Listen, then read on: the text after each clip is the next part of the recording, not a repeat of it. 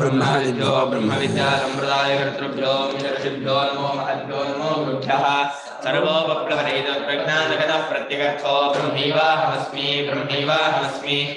स्मृतिपुराणानाम् आलयं करुणालयं नमामि भगवत्पादशङ्करं लोकशङ्करं शङ्करं शङ्कराचार्यं केशवं बादरायणं सूत्रभाष्यकृतो वन्दे भगवल्लोकपुनः श्रीमच्छङ्कर भगवत्पूज्यपाद सद्गुरुभ्यो नमः वन्दे सच्चिदानन्दं यतिवर्यं महाकविं वेदान्तसारज्ञं सद्गुरुं प्रणतोऽस्म्यहं सदाहं सम्प्रदायज्ञं संयमीन्द्रं सदाश्रयं सद्गुरुं सच्चिदानन्दं सदाचारं समाश्रये श्री श्री सच्चिदानन्देन्द्र सरस्वती महासद्गुरुभ्यो नमः अधीहि भगवो ब्रह्म ಯಾವ್ದಾಗಬೇಕಪ್ಪ ಜ್ಯೋತಿಷಾಂಶ ಜ್ಯೋತಿನ ಭಾಷ್ಯದ ಅದದ್ದು ಅದದ್ದೇ ಅವಿಭಕ್ತಂಚ ಭೂತೇಷು ಅವಿಭಕ್ತಂಚ ಭೂತಿ ಭಾಷ್ಯ ಬೇಕಾ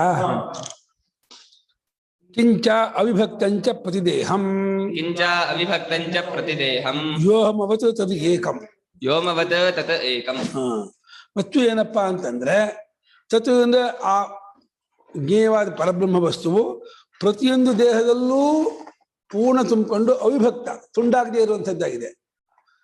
ಅಂದ್ರೆ ದೇಹ ಅನೇಕವಾದರೂ ಆ ತಿಳಿಯಬೇಕಾದ ಬ್ರಹ್ಮ ತತ್ವ ಅನೇಕವಾಗಿಲ್ಲ, ಅದು ಒಂದೇ ಆಗಿದ್ದು ಅದರಲ್ಲಿ ಅನೇಕ ಉಪಾಧಿಗಳು ತೋರ್ತಾ ಇದೆಯೇ ಹೊರತು ಅನೇಕ ಉಪಾಧಿಯಿಂದ ಅದು ಅನೇಕವಾಗಿಲ್ಲ.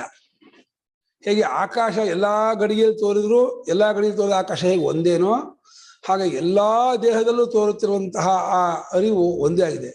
ನಿಮಗೆ ನನ್ನಲ್ಲೂ ನಿಮ್ಮಲ್ಲೂ ಅವರಲ್ಲೂ ಒಬ್ಬನೇ ಆತ್ಮನಾದರೆ ಒಬ್ಬನಿಗಾದ ಸುಖ ದುಃಖ ಇನ್ನೊಬ್ಬ ಬರ್ಬೇಕಲ್ಲ ನಾವಂತೀವಿ.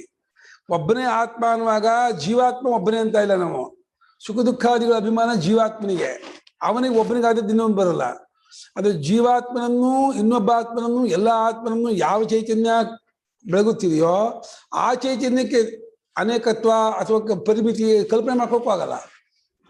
ಆ ಚೈತನ್ಯದಲ್ಲಿಯೇ ಇಡೀ ವಿಶ್ವ ತೋರ್ತಾ ಇರೋದು, ಅವಸ್ಥೆ ತೋರ್ತಾ ಇರೋದು, ಎಲ್ಲರೂ ತೋರ್ತಾ ಇರೋದು.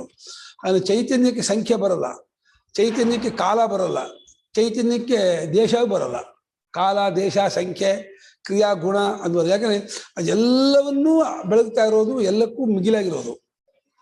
ವ್ಯೋಮದಂತೆ ಆಕಾಶದಂತೆಯೇ ಅದು ಏಕ. ಒಂದು ಏಕಾನ ಒಂದು ಅಂದ್ರೆ ಸಂಖ್ಯೆ ಒಂದಲ್ಲ, ಎರಡೆಂಬುದಿಲ್ಲದೆ ಒಂದದು. ಒಂದು ನಾನು ಹೇಳೋದು ಅನೇಕತ್ವವನ್ನು ಕಳೆದಕ್ಕೆ ಅಷ್ಟೇ ಹೊರತು ಒಂದು ಶಬ್ದಕ್ಕೆ ಅರ್ಥ ಅಲ್ಲ. ಅವತ್ತೇ ಹೇಳಿದೆ ನಾನು, ಆ ಬ್ರಹ್ಮ ಏಕ ಅಂದ್ರೆ ಆ ಏಕಾನ ಪದಕ್ಕೆ ಏನರ್ಥ? ಆ ಪದಕ್ಕರ್ಥ ಒಂದು. ಆ ಪದಕ್ಕರ್ಥವಾದ ಒಂದು ಅನ್ನೋದು ಏನ್ ಮಾಡುತ್ತೆ? ಅನೇಕತ್ವವನ್ನು ತೆಗೆದುಹಾಕತ್ತೆ ಹೊರತು ಆ ಒಂದು ಅನ್ನೋದಕ್ಕೆ ಅದು ಅರ್ಥ ಅಲ್ಲ. ಆ ತಿಳಿಯಬೇಕಾದ ಬ್ರಹ್ಮ ಒಂದಲ್ಲ, ಅದು ಒಂದೂ ಅಲ್ಲ, ಅದು ಅನೇಕವೂ ಅಲ್ಲ, ಅದು ವ್ಯಾಪಿಯೂ ಅಲ್ಲ, ಅದು ಹುಟ್ಟಿಲ್ಲ. ಯಾವ ಇದು ಶಬ್ದಕ್ಕೂ ಅರ್ಥ ಅಲ್ಲ.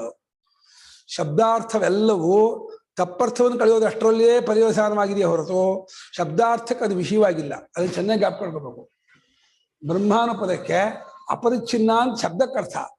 ಅಪರಿಚ್ಛಿನ್ನ ಶಬ್ದಾರ್ಥ ನಾನು ಪರಿಚ್ಛಿನ್ನ ಅಂತ ತೆಗೆದುಹಾಕತ್ತೆ ಹೊರತು ಆ ಅಪರಿಚ್ಛಿನ್ನನು ಆ ವಸ್ತು ಹೇಳಲ್ಲ. ಅದು ಆ ವಸ್ತುವಿಗೆ ಯಾವ ಪದವೂ ವಾಚ್ಯವಲ್ಲ, ವಾಚಕವಲ್ಲ. ಪದಗೂ ವಾಚಕ, ಆ ವಸ್ತು ವಾಚ್ಯ. ಯಾವ ಪದವೂ ಆ ವಸ್ತು ವಾಚಕ ಅಲ್ಲ. ಭೂತೇಷು ಸರ್ವ ಪ್ರಾಣಿಷು ವಿಭಕ್ತಮಿವ ಚ ಸ್ಥಿತಂ. ಭೂತೇಷು ಸರ್ವ ಪ್ರಾಣಿಷು ವಿಭಕ್ತಮಿವ ಚ ಸ್ಥಿತಂ. ಆದ್ರೆ ನೋಡೋ ಚರ್ಮಚಕ್ಷುಸ್ಸಿಗೆ ಭೂತಗಳಲ್ಲಿ ಎಲ್ಲಾ ಪ್ರಾಣಿಗಳಲ್ಲಿಯೂ ಬೇರೆ ಬೇರೆ ಇರುವಂತೆ ಕಾಣುತ್ತೆ. ಯಾಕೆಂದ್ರೆ ತಾನು ಪರಿಚ್ಛಿನ್ನವಾದಾಗ ಪರಿಚ್ಛಿನ್ನವಾದ ತಾನು ನೋಡೋದು ಪರಿಚ್ಛಿನ್ನವಾಗಿ ನೋಡೋದು. ತಾನು ಏನಾಗ್ತಾನೋ ಅದ್ರ ತಕ್ಕ ಹಾಗೆ ಪ್ರಪಂಚ ಕಾಣುತ್ತೆ. ನೀವು ದೇಹವಾದರೆ ಪ್ರಪಂಚ ಸ್ಥೂಲಮಯವಾಗಿ ಕಾಣುತ್ತೆ. ನೀವು ಪ್ರಾಣರಾದರೆ ಪ್ರಪಂಚ ಕ್ರಿಯಾಮಯವಾಗಿ ಕಾಣುತ್ತೆ. ನೀವು ಮನಸ್ಸಾದರೆ ಪ್ರಪಂಚ ಬರೀ ಮನಸ್ಸಿನ ತರಂಗ ಅಂತ ತೋರುತ್ತೆ. ನಾವು ಏನಾಗ್ತೀವೋ ಅದ್ರ ತಕ್ಕ ಹಾಗೆ ಪ್ರಪಂಚ ಕಾಣೋದು. ನೀವು ಚೈತನ್ಯ ಸ್ವರೂಪರಾದರೆ ಈ ಜಗತ್ತಲ್ಲಿ ಚೈತನ್ಯ ಸ್ವರೂಪವಾಗಿ ಅದಕ್ಕೆ ಬೇರೆ ತೋರೋದೇ ಇಲ್ಲ. ನಾವು ಜೀವರಾದರೆ, ನಾವು ಪರಿಚ್ಛಿನ್ನ ಅಭಿಮಾನಿಗಳಾದರೆ ಅನೇಕತ್ವ ತೋರುತ್ತೆ. ಅದು ನಾವು ಏನಾಗ್ತೀವಿ ಅನ್ನೋದ್ರ ಮೇಲೆ ಅದು ಏನು ರಿಸಲ್ಟ್ ಅಂತ ಹೇಳುತ್ತದು. ಹಾಗೆ ನಾವು ದೇಹ ಆದರೆ ಒಂದು ದೃಷ್ಟಿ, ನಾವು ಪ್ರಾಣ ಆದರೆ ಇನ್ನೊಂದು ದೃಷ್ಟಿ, ಮನಸ್ಸಾದರೆ ಒಂದು ದೃಷ್ಟಿ, ಹೀಗೆ ಒಂದೊಂದಾದರೆ ಒಂದೊಂದು ದೃಷ್ಟಿ ಬರುತ್ತೆ. ನಮಗೆ ಹೆಸರು ಅದಷ್ಟು, ನಾವೇ ಅದೆಲ್ಲ ತೋರೋದು. ನಮ್ಮ ಸ್ಥೂಲ ಪ್ರಪಂಚ ಕಾಣ್ತಾ ಇದೆ ಅಂದ್ರೆ ಅರ್ಥಾತ್ ನಾವು ಅನ್ನಮಯವಾಗಿದ್ದೀವಿ ಅಂತ ಅರ್ಥ. ಈ ಪ್ರಪಂಚವಲ್ಲ ಬರೀ ಕ್ರಿಯಾಮಯವಾಗಿ ತೋರ್ತಾ ಇದೆ. ಎಲ್ಲ ಚೇಷ್ಟೆ, ಕ್ರಿಯೆ, ಬದಲಾವಣೆ, ಚೇಂಜಿಂಗು, ವಿಕಾರ ಅಷ್ಟೇ ಕಾಣ್ತಾ ಇದೆ. ವಿಕಾರಕ್ಕಿಂತ ಬೇರೆ ಏನೂ ಇಲ್ಲ ಅಂದ್ರೆ ಆಗ ನೀವು ಪ್ರಾಣಮಯರಾಗಿದ್ದೀರಿ ಅಂತ ಅರ್ಥ. ಅದಕ್ಕೆ ಎಲ್ಲ ಮನಸ್ಸಿನ ಪ್ರತ್ಯಯಗಳು, ತರಂಗಗಳು, ಗುಳ್ಳೆಗಳು, ಮನಸ್ಸಿನ ವೈಬ್ರೇಷನ್ನು, ಮನಸ್ಸಿನ ಏನಿಲ್ಲ ಅವನಿಗೆ ಮನೋಮಯರಾಗಿದ್ದೀರಾ ಅಂತ ಅರ್ಥ.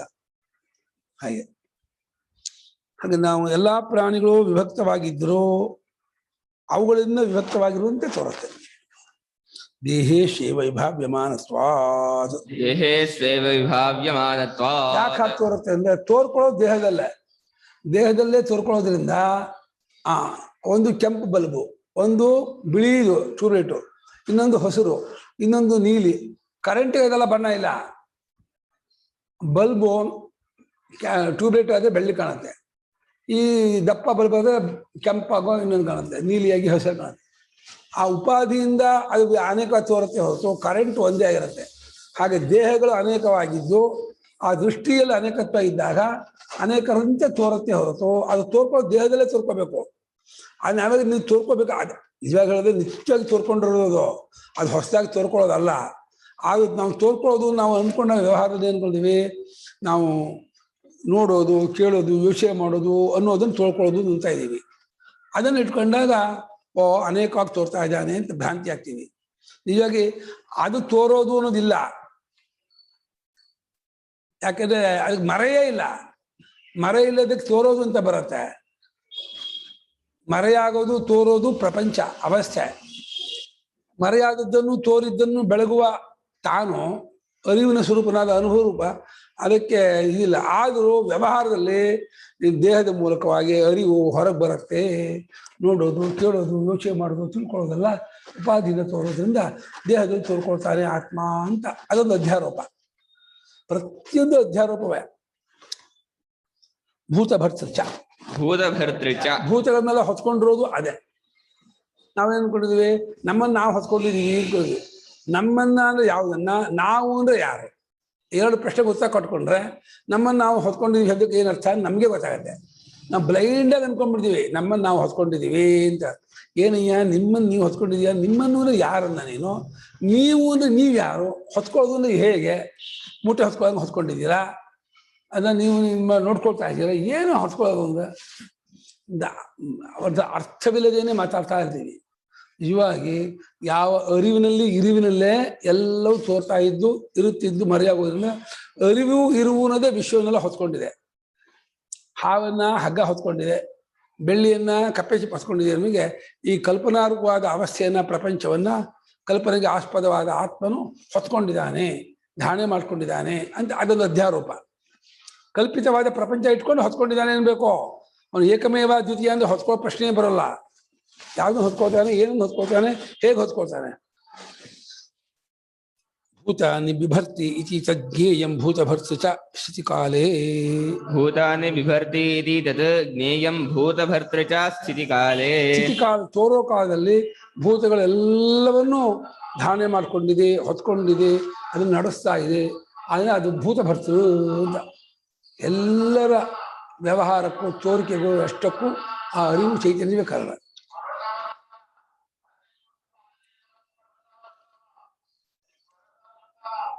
ಗ್ರಸಿಷ್ಣು ಗ್ರಸನಶೀಲಂ. ಪ್ರಳಯ ಕಾಲೇ ಗ್ರಸಿಷ್ಣು ಗ್ರಸನಶೀಲಂ. ಆಮೇಲೆ ಅಡಗಿದಾಗ ಎಲ್ಲವೂ ನುಂಗಾಕಿರೋದು ಯಾವುದು ಅಂದ್ರೆ, ಯಾವುದರಿಂದ ಹುಟ್ಟಿತ್ತೋ, ಎಲ್ಲಿ ತೋರ್ತಾ ಇತ್ತೋ ಅಲ್ಲೇ ಅಡಗಬೇಕು. ಹುಟ್ಟಿದ್ ಎಲ್ಲಿಂದನೋ ತೋರ್ತಾ ಇರೋದೆಲ್ಲೋ ಅಡಗೋದಿನ್ನೆಲ್ಲೋ ಆಗೋಲ್ಲ. ಹುಟ್ಟಿದ್ದೆಲ್ಲೋ ಇರೋದು ಅಲ್ಲೇ, ಹುಟ್ಟಿದ್ದು ಇರೋದು ಎಲ್ಲೋ ಅಡಗೋದು ಅಲ್ಲೇ. ಗಡಿಗೆ, ಕುಡಿಕೆ, ಮಡಿಕೆ ಹುಟ್ಟಿದ ಮಣ್ಣಲ್ಲಿ, ಇರೋದು ಮಣ್ಣಲ್ಲಿ, ಅಡಗೋದು ಮಣ್ಣಲ್ಲೇ.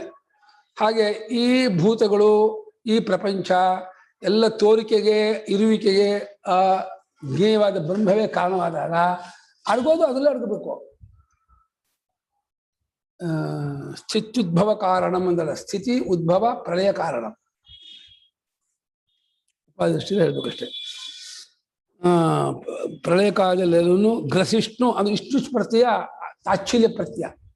ವಿಷ್ಣು ವ್ಯಾಪನಶೀಲ, ಗ್ರಸಿಷ್ಣು ನುಂಗುವ ಶೀಲ ಸ್ವಭಾವನವನು, ಪ್ರಭವಿಷ್ಣು ಉತ್ಪತ್ತಿ ಮಾಡುವ ಶೀಲ ಅಂತ. ಉತ್ಪತ್ತಿ ಕಾಲೇ ಪ್ರಭವಿಷ್ಣು ಚ ಪ್ರಭವನಶೀಲಂ. उत्पत्तिकाले प्रभविष्णु च प्रभवनशीलम् यथा रज्ज्वादिः सर्पादेः मिथ्याकल्पितस्य यथा ऋज्वादिः सर्पादेः ಮಿಥ್ಯಾಕಲ್ಪಿತಸ್ಯ ಉತ್ಪತ್ತಿ ಕಾಲದಲ್ಲಿ ಎಲ್ಲವನ್ನು ಉಂಟು ಮಾಡುವಾತನು ಸೃಷ್ಟಿ ಮಾಡುವ ಸ್ವಭಾವದವನು ಒಂದು. ಇವಾಗ ಈ ಮೂರಕ್ಕೂ ಸೇರಿಸಿ ಒಂದು ದೃಷ್ಟಾಂತ ಕೊಟ್ಟರು. ಉತ್ಪತ್ತಿ ಸ್ಥಿತಿ ಪ್ರಳಯ ಹೇಗೆ ಇದ್ರೆ ಹಗ್ಗವೇ ಮುಂತಾದಗಳು ಹಾವೇ ಮುಂತಾದಗಳು ಹೇಗೋ ಹಾಗೇನು ಬಿಟ್ರು. ಅಲ್ಲಿಗೆ ಆಯ್ತಲ್ಲ, ಹುಟ್ಟೋದು ಅಂದ್ರೆ ಏನು, ಅಡಗೋದು ಅಂದ್ರೆ ಏನು ಗೊತ್ತಾಯ್ತಲ್ಲ. ಸರ್ಪ ರಜ್ವಾದಿ, ರಜ್ಜು ಶುಕ್ತಿಕ ಗಗನ ಸ್ಥಾಣು, ಅವುಗಳು ಸರ್ಪ ರಜತ ಮಲಿನ ಪುರುಷಾದಿಗಳಿಗೆ. ಆಕಾಶ ಮಲಿನವಾಗಿದೆ ಅಂದ್ರೆ ನೀಲಿ ಆಗಿದೆ, ಅದಕ್ಕೆ ಆಕಾಶವೇ ಪತ್ತಿ ಕಾರಣ, ಇರೋ ಕಾರಣ, ಅಡಗೋ ಕಾರಣ. ಅಂದ್ರೆ ಕಲ್ಪನೆ ಬಿಟ್ಟು ಇನ್ನೇನು ಆಗಿಲ್ಲ ಅನ್ನೋದನ್ನ ಹೆಜ್ಜೆ ಹೆಜ್ಜೆಗೂ ತೋರಿಸ್ತಾ ಇದ್ದಾರೆ. ಉತ್ಪತ್ತಿ ಸ್ಥಿತಿ ಲಯ ಅದು ಬರೀ ಕಲ್ಪನೆಯೇ, ಆಗಿರೋದು ಅನ್ನೋದು ಅಷ್ಟು ಕಲ್ಪನೆಯೇ.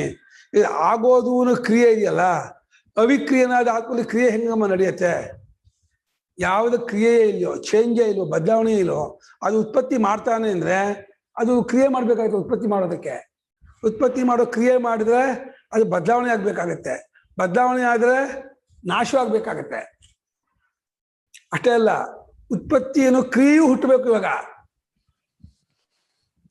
ಅನುಪಮ ತೆಗೆದೇ ಇದೆ ಹೇಳಿ.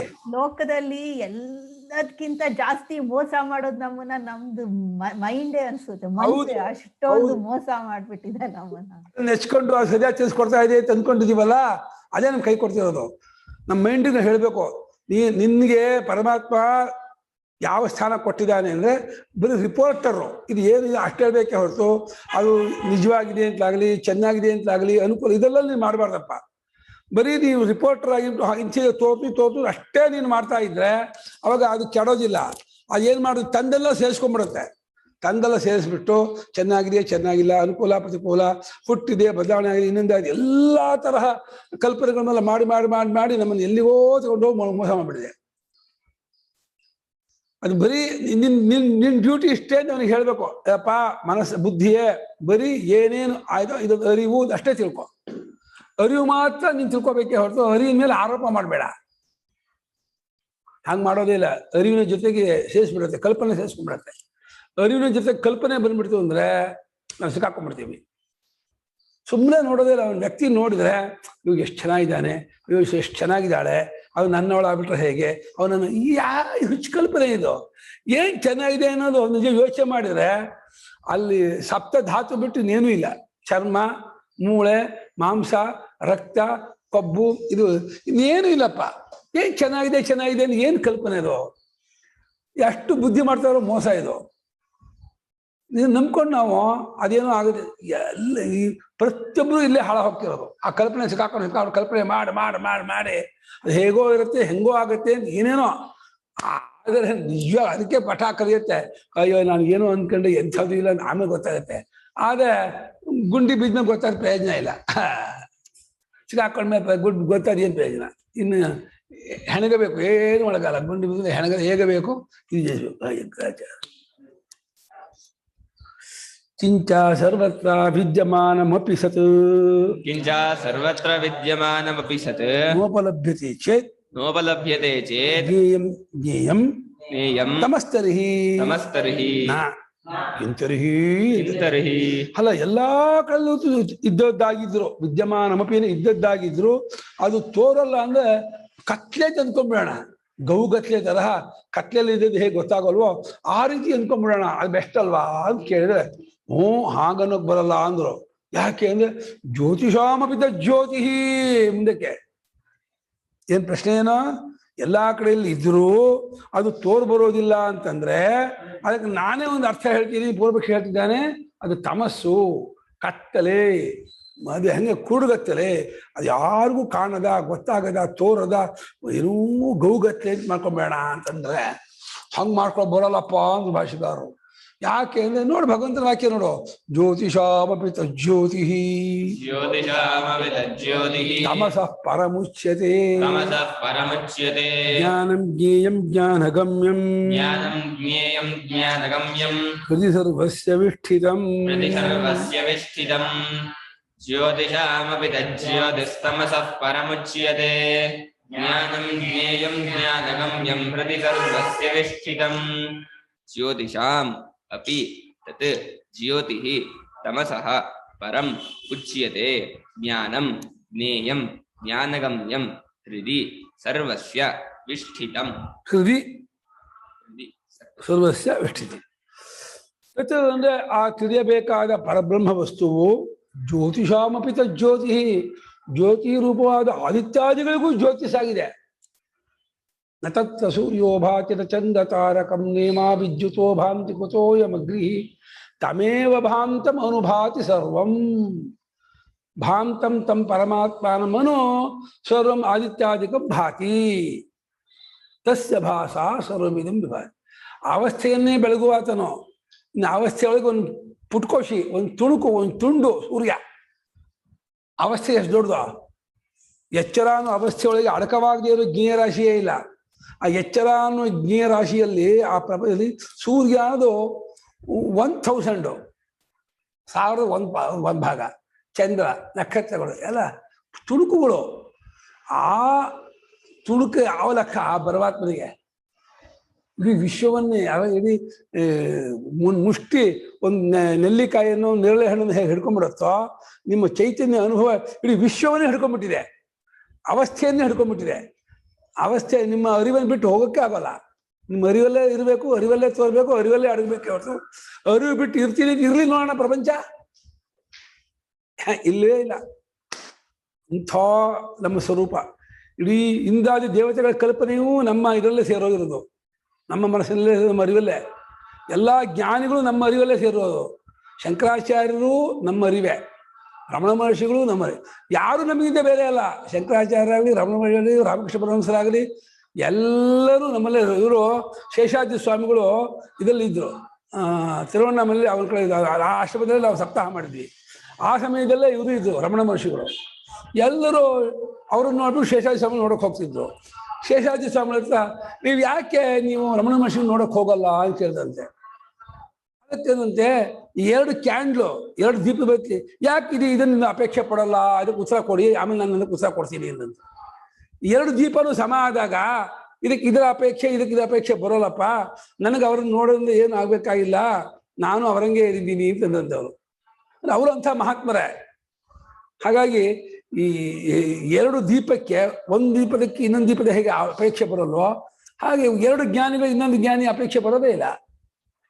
ಅಜ್ಞಾನಿಗಳಿಗೆ ಜ್ಞಾನಿಗಳು ಬೇಕು.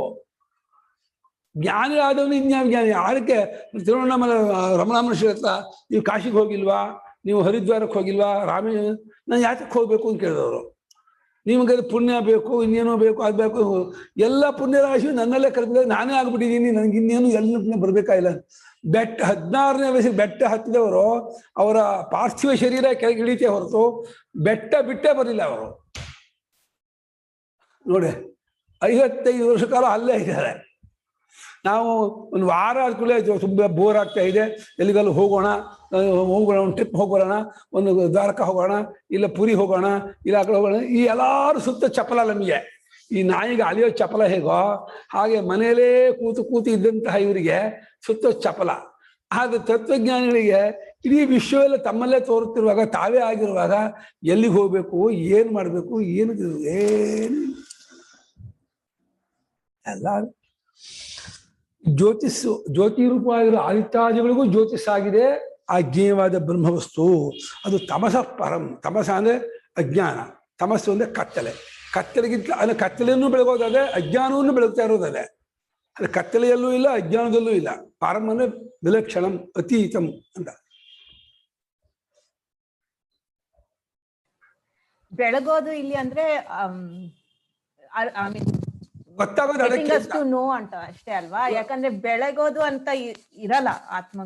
ಆ ಪದ ಹಾಕ್ತೀವಿ ಅಷ್ಟೇ. ಬೆಳಗೋದು ಒಂದು ಕ್ರಿಯೆ ಅಲ್ಲ, ಅದೊಂದು ಫಾರ್ಮ್. ಅದು ಬೆಳಗಿಸಿಕೊಂಡು ಇದ್ರ ಕಡೆಯಿಂದ, ಗೊತ್ತಾಗಿಸ್ಕೊಂಡ ಇದ್ರ ಕಡೆಯಿಂದ ಅದು ಗೊತ್ತಾಗ್ಕೋತಾ ಇದೆ ಅನ್ನೋ ಕಾರಣಕ್ಕೆ ಬೆಳಗ್ತಾ ಇದೆ ಅಂತೀವಿ ಅಷ್ಟೇ. ಅಜ್ಞಾನ ಗೊತ್ತಾಗತ್ತೆ, ಕತ್ತಲೆ ಗೊತ್ತಾಗತ್ತೆ. ಯಾವುದಕ್ಕೆ ಅಜ್ಞಾನ ಕತ್ತಲೆ ಅಂತ ಅದು ಗೊತ್ತಾಗುತ್ತೋ ಅದನ್ನ ಗೊತ್ತು ಮಾಡಿಕೊಂಡಂತಹ ಚೈತನ್ಯ ಬೆಳಗ್ತಾ ಇದೆ, ನಾವು ರೂಪಕ ಮಾಡ್ತೀವಿ ಅಷ್ಟೇ. ಆ ಬೆಳಗೋದು ಒಂದು ಕ್ರಿಯೆ ಅಲ್ಲ, ವ್ಯಾಪಾರ ಅಲ್ಲ. ಆಕಾಶ ಹಕ್ಕಿಗಳನ್ನು ಹಾರಿಸತ್ತೇನು ಹಾಗೆ. ಆಕಾಶ ಹಕ್ಕಿಗಳನ್ನು ಹಾರಿಸತ್ತೇನೋ ಏನ್ ಮಾಡುತ್ತೆ? ಅದೇನು ಅದು ಹಣ್ಣಿಟ್ಟು ದಬ್ಬತ್ತೆ ಅದು. ಆಕಾಶ ಏನ್ ಮಾಡ್ತಮ್ಮ? ದಬ್ಬತ್ತಮ್ಮ ಹಕ್ಕಿಗಳನ್ನ. ಆಕಾಶ ಇರೋದಿಲ್ಲೇನೆಯೇ ಹಾರೋದು. ಹಾಗೆ ಚೈತನ್ಯ ಸಾಗರಕ್ಕೆ ವಿಷಯವಾಗಿ ಬಿದ್ದುಕೊಂಡದ್ದನ್ನೇ ಚೈತನ್ಯ ಬೆಳಗ್ತಾ ಇದೆ ಅಂತ ಒಂದು ಆರೋಪಿತ ಕರ್ತೃತ್ವ ಹೊರತು ಅಲ್ಲಿ ಬೆಳಗೋದು ಕ್ರಿಯೆ, ವ್ಯಾಪಾರ, ಚೇಷ್ಟೆ ಏನೂ ಇಲ್ಲ.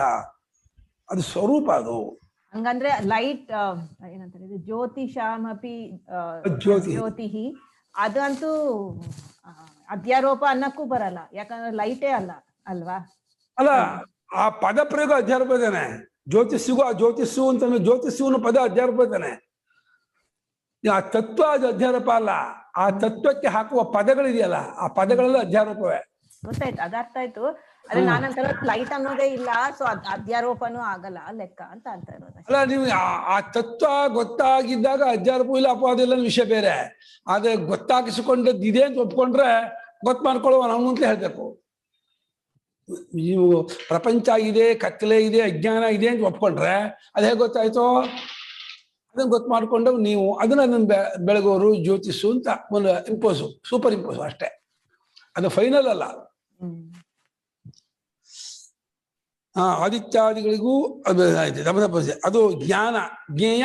ಜ್ಞಾನ ಅಂದ್ರೆ ಅಮಾನಿತ್ವಾದಿಗಳು ಅದೇ, ಜ್ಞೇಯನ ತಿಳಿಬೇಕಾದ ಪರಬ್ರಹ್ಮವೂ ಅದೇ, ಜ್ಞಾನಗಮ್ಯ ಅಂದ್ರೆ ಜ್ಞಾನದ ಫಲ ಯಾವುದೋ ಅವಗತಿ, ಅನುಭವ, ಮೋಕ್ಷ ಅಂತ ಏನು ಹೇಳ್ತೀವಿ ಅದು. ಮೂರು ಸರ್ವಸ್ಯ ಹೃದಯ ಬರ್ತದೆ, ಎಲ್ಲರ ಹೃದಯದಲ್ಲೂ ವಿಕ್ಷಿತ ನಿಂತ್ಕೊಂಡಿದೆ. ನಿಮ್ಮ ಹೃದಯದಲ್ಲೇ ಇದೆ, ಅಮಾನಿತ್ವಾದಿಗಳು ನಿಮ್ಮ ಹೃದಯದಲ್ಲೇ ಇದೆ. ಈ ತಿಳಿಯಬೇಕಾದ ಪರಬ್ರಹ್ಮ ವಸ್ತುವು ನಿಮ್ಮ ಹೃದಯದಲ್ಲೇ ಇರುತ್ತೆ. ಆ ತಿಳ್ಕೊಂಡ್ಮೇಲೆ ಆಗುವ ಆ ಇದು ಫಲವು ನಿಮ್ಮ ಹೃದಯದಲ್ಲೇ ಇರೋದು. ಹೃದಯ ಅಂದ್ರೆ ಬರೀ ಮಾಂಸ ಮುದ್ದೆ ಅಲ್ಲ, ಹೃದಯ ಅಂದ್ರೆ ಅಂತಃಕರಣವನ್ನು ಹೇಳ್ತಾ ಇದೆ.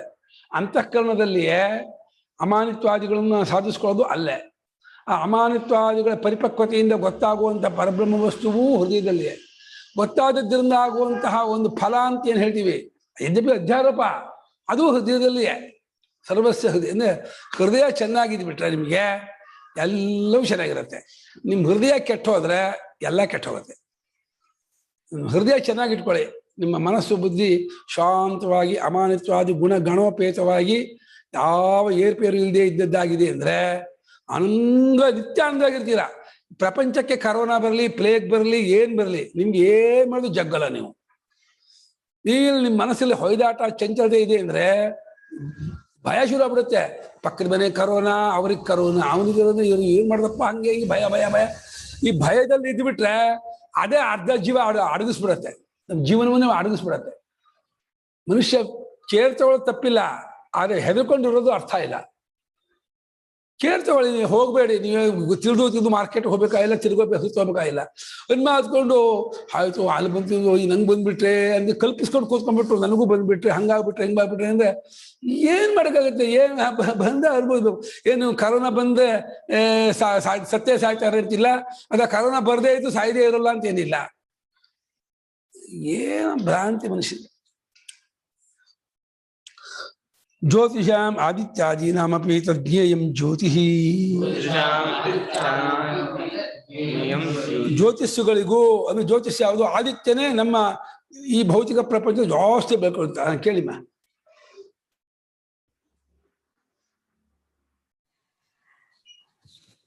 ಗುರುಗಳೇ, ನಮ್ ಇದ್ರಲ್ಲಿ ಯಾತಕ್ ಹಂಗ್ ಬಂತು? ಹೃದಯದಲ್ಲಿರುತ್ತೆ ಮನ್ಸು ಅಂತ. ಯೂಶಲಿ ಸೈನ್ಸ್ ಓದಿದಾಗ ನಾವು ಬ್ರೈನ್ ಅಲ್ಲಿ ಇರುತ್ತೆ ಅಂತ ಅರ್ಥ ಮಾಡ್ಕೋತೀವಲ್ವಾ, ಮೈಂಡ್ ಬ್ರೈನ್ ಒಂಥರ ಕನೆಕ್ಟೆಡ್ ಅಂತ ಅರ್ಥ ಮಾಡ್ತೀವಿ. ಎರಡಿದೆಮ್ಮ, ವೇದನಾನುಭವ ಹೃದಯಕ್ಕಂತೂ, ಇಂಟೆಲೆಕ್ಚುಯಲ್ ಅನ್ನೋದು ಬ್ರೈನ್ಗೂ ಅಂತ ಹೇಳ್ತೀವಿ ನಾವು. ಭಯ ಆದಾಗ ಡಬ ಡಬ ಎದೆ ಹೊಡ್ಕೊಳ್ತೇವೆ ನೋಡಿ, ಭಯ ಆದಾಗ ಸಂತೋಷ, ಎಮೋಷನ್ ಎಲ್ಲ ಹೃದಯಕ್ಕಾಗತ್ತೆ. ಆ ಹೃದಯ ಮೂಲಕವಾಗಿ ಬ್ರೈನಿಗೆ ಕನೆಕ್ಟ್ ಆಗತ್ತೆ ಅಂತ ಹೇಳೋದು. ಅದು ಇದೆಷ್ಟು ಮೇನ್ ಸ್ಟೇಷನ್ ಹೃದಯದ. ಹಾರ್ಟ್ ಅಟ್ಯಾಕ್ ಆಯ್ತು, ಹೋಗ್ಬಿಡ್ತಾರೆ ಅಂತಾರೆ, ಬ್ರೈನ್ ಹ್ಯಾಮರೇಜ್ ಆದ್ರೂ ಹೋಗ್ತಾರೆ, ಆ ವಿಷಯ ಬೇರೆ. ಆದ್ರೆ ಹೃದಯವನ್ನೇ ಉಪನಿಷತ್ತಿನಲ್ಲಿ ಸವಾ ಏಷ ಆತ್ಮ ಹೃದಯ ಅಂತ, ಹೃದಯದಲ್ಲೇ ಈ ಆತ್ಮ ತೋರ್ ಬರ್ತಾನೆ ಅಂದ್ರೆ, ಹೃದಯ ಅಂದ್ರೆ ಅಲ್ಲಿರೋ ಅಂತಃಕರಣವನ್ನು ಹೃದಯ ಅಂತ ಇದ್ದಾರೆ, ಬರೀ ಮಾಂಸಪಿಂಡ ಅಲ್ಲ. ಹಂಗೆ ಸ್ಟೇಟ್ಮೆಂಟ್ ಇದೆಯಾ ಮನಸ್ಸಿರೋದು ಅಂತ? ಸ್ಟೇಟ್ ಉಪನಿಷದಲ್ಲಿ ಕ್ಲಿಯರ್ ಆಗಿ ಇದೆ ಇದೆ ಇದೆ, ಉಪನಿಷದಲ್ಲಿ ಕ್ಲಿಯರ್ ಆಗಿದೆ, ಹೃದಯದಲ್ಲೇ ಮನಸ್ಸಿರೋದು ಅಂತ. ಹೃದಾ ಮನೀಷಾ ಮನಸ ಅಭಿಕ್ಲಪ್ತ ಏನಂ ವಿದುರಮೃತ ಅಷ್ಟೇ ಭವಂತಿ. ಹೃದಯದಲ್ಲಿರುವ ಮನಸ್ಸಿನಿಂದ ಯಾವಾತನು ಆತ್ಮನ್ನು ಕಂಡುಕೊಳ್ಳುತ್ತಾನೋ ಅವರು ಅಮೃತರಾಗುತ್ತಾರೆ. ನಿಮ್ಗೆ ಬ್ರೈನು ಇಂದ್ರಿಯಕ್ಕೆ ಹತ್ರ, ಇಂದ್ರಿಯದಿಂದ ಅರಿವಾಗತ್ತೆ, ಅದನ್ನ ಬ್ರೈನ್ ಅಲ್ಲಿ ಇದೆ, ಇಲ್ಲಿದೆ ಬ್ರೈನು, ಇಲ್ಲಿಗೆ ಇದು ಅಂತೀವಿ. ಆದ್ರೆ ಹೃದಯ ಅನ್ನೋದು ವೇದನಾನುಭವಕ್ಕೆ ಹತ್ರ. ವೇದನಾನುಭವ ಎಮೋಷನ್ಗೆಲ್ಲ ಹೃದಯ ಅಂತ. ಅಲ್ಲಿ ಆತ್ಮ ವೇದನಾ ರೂಪವಾಗಿ ಅನುಭವ ರೂಪನಾಗಿ ತೋರ್ಬರ್ತೇನೆ ಹೊರತು ಇಂಟೆಲೆಕ್ಚುಯಲ್ ಆಗಿ ತೋರ್ಬರೋನಲ್ಲ. ಅದರಿಂದ ಹೃದಯದಲ್ಲೇ ಧ್ಯಾನ. ಯೋಗಿಗಳು ಹೃದಯ ಕಮಲ ಮಧ್ಯೆ ದೀಪವದ್ವೇ ಜಸಾರಂ ಪ್ರಣವಮಯಮತರ್ಕ್ಯಂ ಯೋಗಿ ಹೃದ್ಯಾನ ಗಮ್ಯಂ. ಹೃದ್ಯಾನ ಗಮ್ಯಂ ಅಂದ್ರೆ ಹೃದಯದಲ್ಲಿ ಧ್ಯಾನ ಮಾಡಿಯೇ ಕಂಡ್ಕೊಳ್ತಾರೆ ಅಂತ ಎಲ್ಲಾ ಪುರಾಣಗಳು ಶಾಸ್ತ್ರಗಳು ಹೇಳುತ್ತೆ.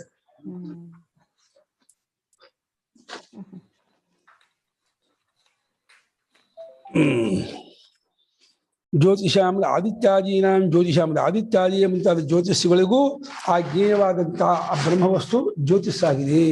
ಇವುಗಳ ಜ್ಯೋತಿಷನ್ನು ಬೆಳಗ್ತಾ ಇದ್ದು ಒಂದು. ಆದಿತ್ಯನ ಒಳಗಿದ್ದು ಆದಿತ್ಯೋಪಾದಿಯಿಂದ ಬೆಳಗ್ತಾ ಇರೋದು ಅದೇ ಎರಡಲ್ಲಿ. ನಾವು ಆದಿತ್ಯ ಇಷ್ಟು ಬೆಳಕು ಅಂತ ಅಂತೀವಲ್ಲ, ನಮ್ಮ ಅರಿವಿಗೆ ವಿಷಯವಾಗಿ ಆದಿತ್ಯನ ಬೆಳಕು ಮೆಜರ್ ಆಗೋದ್ರಿಂದ ಆ ಯಾವ ಆದಿತ್ಯನ ಬೆಳಕನ್ನು ಯಾವ ಅರಿವು ಮೆಜರ್ ಮಾಡುತ್ತೋ ಬೆಳಗುತ್ತೋ ಅಳತೆ ಮಾಡುತ್ತೋ ಆ ಅರಿವು ಆದಿತ್ಯ ಬೆಳಕಿಂದ ದೊಡ್ಡದು. ಆ ಅರಿವೇ ಆದಿತ್ಯ ಬೆಳಗ್ತಾ ಇರೋದು ಅಂತ ಒಂದರ್ಥ. ಇನ್ನು ಆದಿತ್ಯೋಪಾಧಿಯ ಒಳಗೆ ನಮ್ಮ ಹೃದಯದಲ್ಲಿ ಹೇಗೆ ಚೈತನ್ಯ ಆತ್ಮದಾನೋ ಆದಿತ್ಯೋಪಾಧಿಯ ಒಳಗೂ ಇರ್ತಕ್ಕಂತಹ ಪರಮಾತ್ಮನ ಆದಿತ್ಯೋಪಾಧಿಯಿಂದ ಜಗತ್ತಲ್ಲಿ ಬೆಳಗ್ತಾ ಇದ್ದಾನೆ ಇನ್ನೊಂದರ್ಥ. ಹೇಗೆ ಬೇಕೋ ತಗೋಬಹುದು. ಆದಿತ್ಯ ಉಪಾಧಿ ತಗೊಂಡು ಅದರ ಒಳಗೆ ನಮ್ಮ ಹೃದಯದೊಳಗಿರುವ ಹಾಗೆ ಆದಿತ್ಯನ ಹೃದಯದೊಳಗಿರುವ ಚೈತನ್ಯ ರೂಪದ ಪರಮಾತ್ಮನೇ ಆ ಸತ್ವೋಪಾಧಿಯಿಂದ ಕೂಡಿದ್ದ ಉಪಾಧಿಯಲ್ಲಿ ಜಾಸ್ತಿ ಪ್ರಕಟವಾಗ್ತಾ ಇದ್ದಾನೆ. ಅದೊಂದು ಅರ್ಥ. ಅದನ್ನು ನಾವು ಅರಿವಿಗೆ ಗೋಚರ ಮಾಡ್ಕೊಂಡಾಗಲೇ ಆದಿತ್ಯ ಬೆಳಗೋದು. ನಾನು ಸುಷುಪ್ತಿಲಿ ಇದ್ವಿ ಅಂತ ಇಟ್ಕೊಳ್ಳಿ, ಆದಿತ್ಯ ಬೆಳಗ್ತಾ ಇದ್ರು ಏನು ಬೆಲೆನೇ ಇಲ್ಲ, ಅಸ್ತಿತ್ವ ಇಲ್ಲ, ಕಿಮ್ಮತ್ತೇ ಇಲ್ಲ ಆದಿತ್ಯನಿಗೆ. ಆತ್ಮ ಇನ್ನೊಂದು ಭಾಷೆಗಾರರು ನಮ್ಮ ಕಡೆ ಹೇಳ್ತಾ ಇದ್ದಾರೆ, ಆತ್ಮ ಚೈತನ್ಯ ಜ್ಯೋತಿಷ ಇದ್ದಾನಿಹಿ ಆದಿತ್ಯಾನಿ ಜ್ಯೋತಿಂಹಿ ದೀಪ್ಯಂತೆ ಯೇನ ಸೂರ್ಯಸ್ತಪತಿ ತೇಜಸೇದ್ಧಃ ತಸ್ಯ ಭಾಸಾ ಸರ್ವಮಿದಂ ವಿಭಾತಿ ಇತ್ಯಾದಿ ಶ್ರುತಿಭ್ಯಃ. ಇನ್ನೂ ಅಷ್ಟೇ ಎರಡು ಅರ್ಥ ಮಾಡೋದು. ಆತ್ಮ ಚೈತನ್ಯ ಜ್ಯೋತಿಷ್ ಒಂದೇ, ಅಲ್ಲಲ್ಲಿರ್ತಕ್ಕಂಥ ಆತ್ಮ ಚೈತನ್ಯ ಜ್ಯೋತಿಷ್ಯರಿಂದ ಬೆಳಗಿಸಿಕೊಂಡದ್ದು ಅರ್ಥ ಮಾಡ್ಬೋದು. ನಮ್ಮ ಆತ್ಮ ಚೈತನ್ಯ ಜ್ಯೋತಿಷ್ಯರಿಂದ ಬೆಳಗಿದ್ದಾಗೆ ಆಯ್ತಾದ್ರೂ ತೋರಕ್ಕಿದ್ದು ಅರ್ಥ ಮಾಡ್ಬೋದು ನಮ್ಮ ಕಡೆಯಿಂದ. ಆತ್ಮನು ಅಂದ್ರೆ ತಾನೇ ಜ್ಯೋತಿಷು, ತನ್ನ ಜ್ಯೋತಿಷಲ್ಲ. ನನ್ನ ದುಡ್ಡು, ನನ್ನ ಮೊಬೈಲು, ನನ್ನ ಮನೆಯೂ ಹಾಗೆ ನನ್ನ ಜ್ಯೋತಿಷು ಅಲ್ಲ.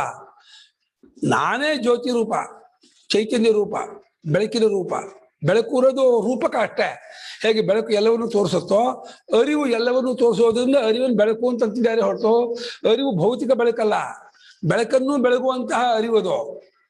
ಬೆಳಕು ಅದಕ್ಕೆ ಆಬ್ಜೆಕ್ಟು, ಬೆಳಕಿಗೂ ಸಬ್ಜೆಕ್ಟ್ ಅದು. ಅದನ್ನ ಅದು ಭೌತಿಕ ಅಲ್ಲ ಅದು. ಈಗ ಆತ್ಮನೆಂಬ ಚೈತನ್ಯ ಜ್ಯೋತಿಷಿನಿಂದ ಉರಿದವುಗಳಾಗಿ ಹೇಗೆ ಬೆಂಕಿಯಿಂದ ಉರ್ಕೊಂಡ ಕಟ್ಟಿಗೆ ಗದಗದಗ ಉರಿಯುತ್ತೋ ಆತ್ಮ ಚೈತನ್ಯ ಜ್ಯೋತಿಷಿಯಿಂದ ಉರಿದಂತಹ ಆದಿತ್ಯಾದಿ ಜ್ಯೋತಿಷ್ಯಗಳು ಎಲ್ಲವನ್ನು ಬೆಳಗ್ತಾ ಇದೆ ಅಂತ ನಾವು ವ್ಯವಹಾರ ಮಾಡ್ತಿದ್ದೀವಿ. ಶ್ರುತಿ ಹೇಳ್ತೆ ಏನ ತೇಜಸ ಇದ್ದ, ಯಾವ ಆತ್ಮ ಚೈತನ್ಯದ ತೇಜಸ್ಸಿನಿಂದ ಉರಿದವನಾಗಿ ಸೂರ್ಯನು ಜಗತ್ತೆಲ್ಲ ತಪ್ಪಿಸ್ತಾ ಇದ್ದಾನೆ ಅನ್ವಯ ಹಾಗೆ. ಏನ ತೇಜಸ ಇದ್ದ ಸೂರ್ಯ ಸರ್ವಂ ಜಗತ್ ತಪತಿ, ಸಮಸ್ತಂ ಜಗತ್ ತಪತಿ. ಒಂದು ಸೂರ್ಯ ಯಾವ ಚೈತನ್ಯ ಸ್ವರೂಪನಾದ ತೇಜಸ್ಸಿಂದ ಉರಿದವನಾಗಿ ಸೂರ್ಯ ಎಲ್ಲವನ್ನು ಬೆಳಗುತ್ತಿದ್ದಾನೋ ಒಂದು ಅರ್ಥ. ಇನ್ನೊಂದು ಪರಮಾತ್ಮನ ಬೆಳಕಿನಿಂದಲೇ ಇದೆಲ್ಲವೂ ತೋರುತ್ತಿದೆ. ಏನೇನು ತೋರ್ತಾ ಇದೆಯೋ ತೋರೋದಕ್ಕೆಲ್ಲಕ್ಕೂ ಮೂಲ ಕಾರಣ ಆತ್ಮ ಚೈತನ್ಯವೇ. ಅದಿದ್ದಾಗ ಇದೆ, ಅದಿಲ್ಲದೆ ಇದೆ ಇಲ್ಲ, ಅದಿಲ್ಲದೆ ಇದೆ ಅಂತ ಕಲ್ಪನೆ ಮಾಡ್ಕೋಕ್ಕೂ ಆಗಲ್ಲ. ಸುಷುಪ್ತಿಲ್ಲ ಅದಿದ್ರೂ ಇದಿಲ್ಲ, ಎಚ್ಚರ ಕನಸುಗಳಲ್ಲಿ ಅದಿದ್ದಾಗಲೇ ಇದೆಲ್ಲ ತೋರುತ್ತೆ. ಅದಿಲ್ಲದೆ ಇದ್ದಾಗ ಅನ್ನೋದನ್ನ ಇಮ್ಯಾಜಿನ್ ಮಾಡ್ಕೋಕ್ಕೂ ಆಗಲ್ಲ. ಯಾಕಂದ್ರೆ ಅದಿಲ್ಲ ಅಂತ ಆಗೋದಲ್ವಲ್ಲ.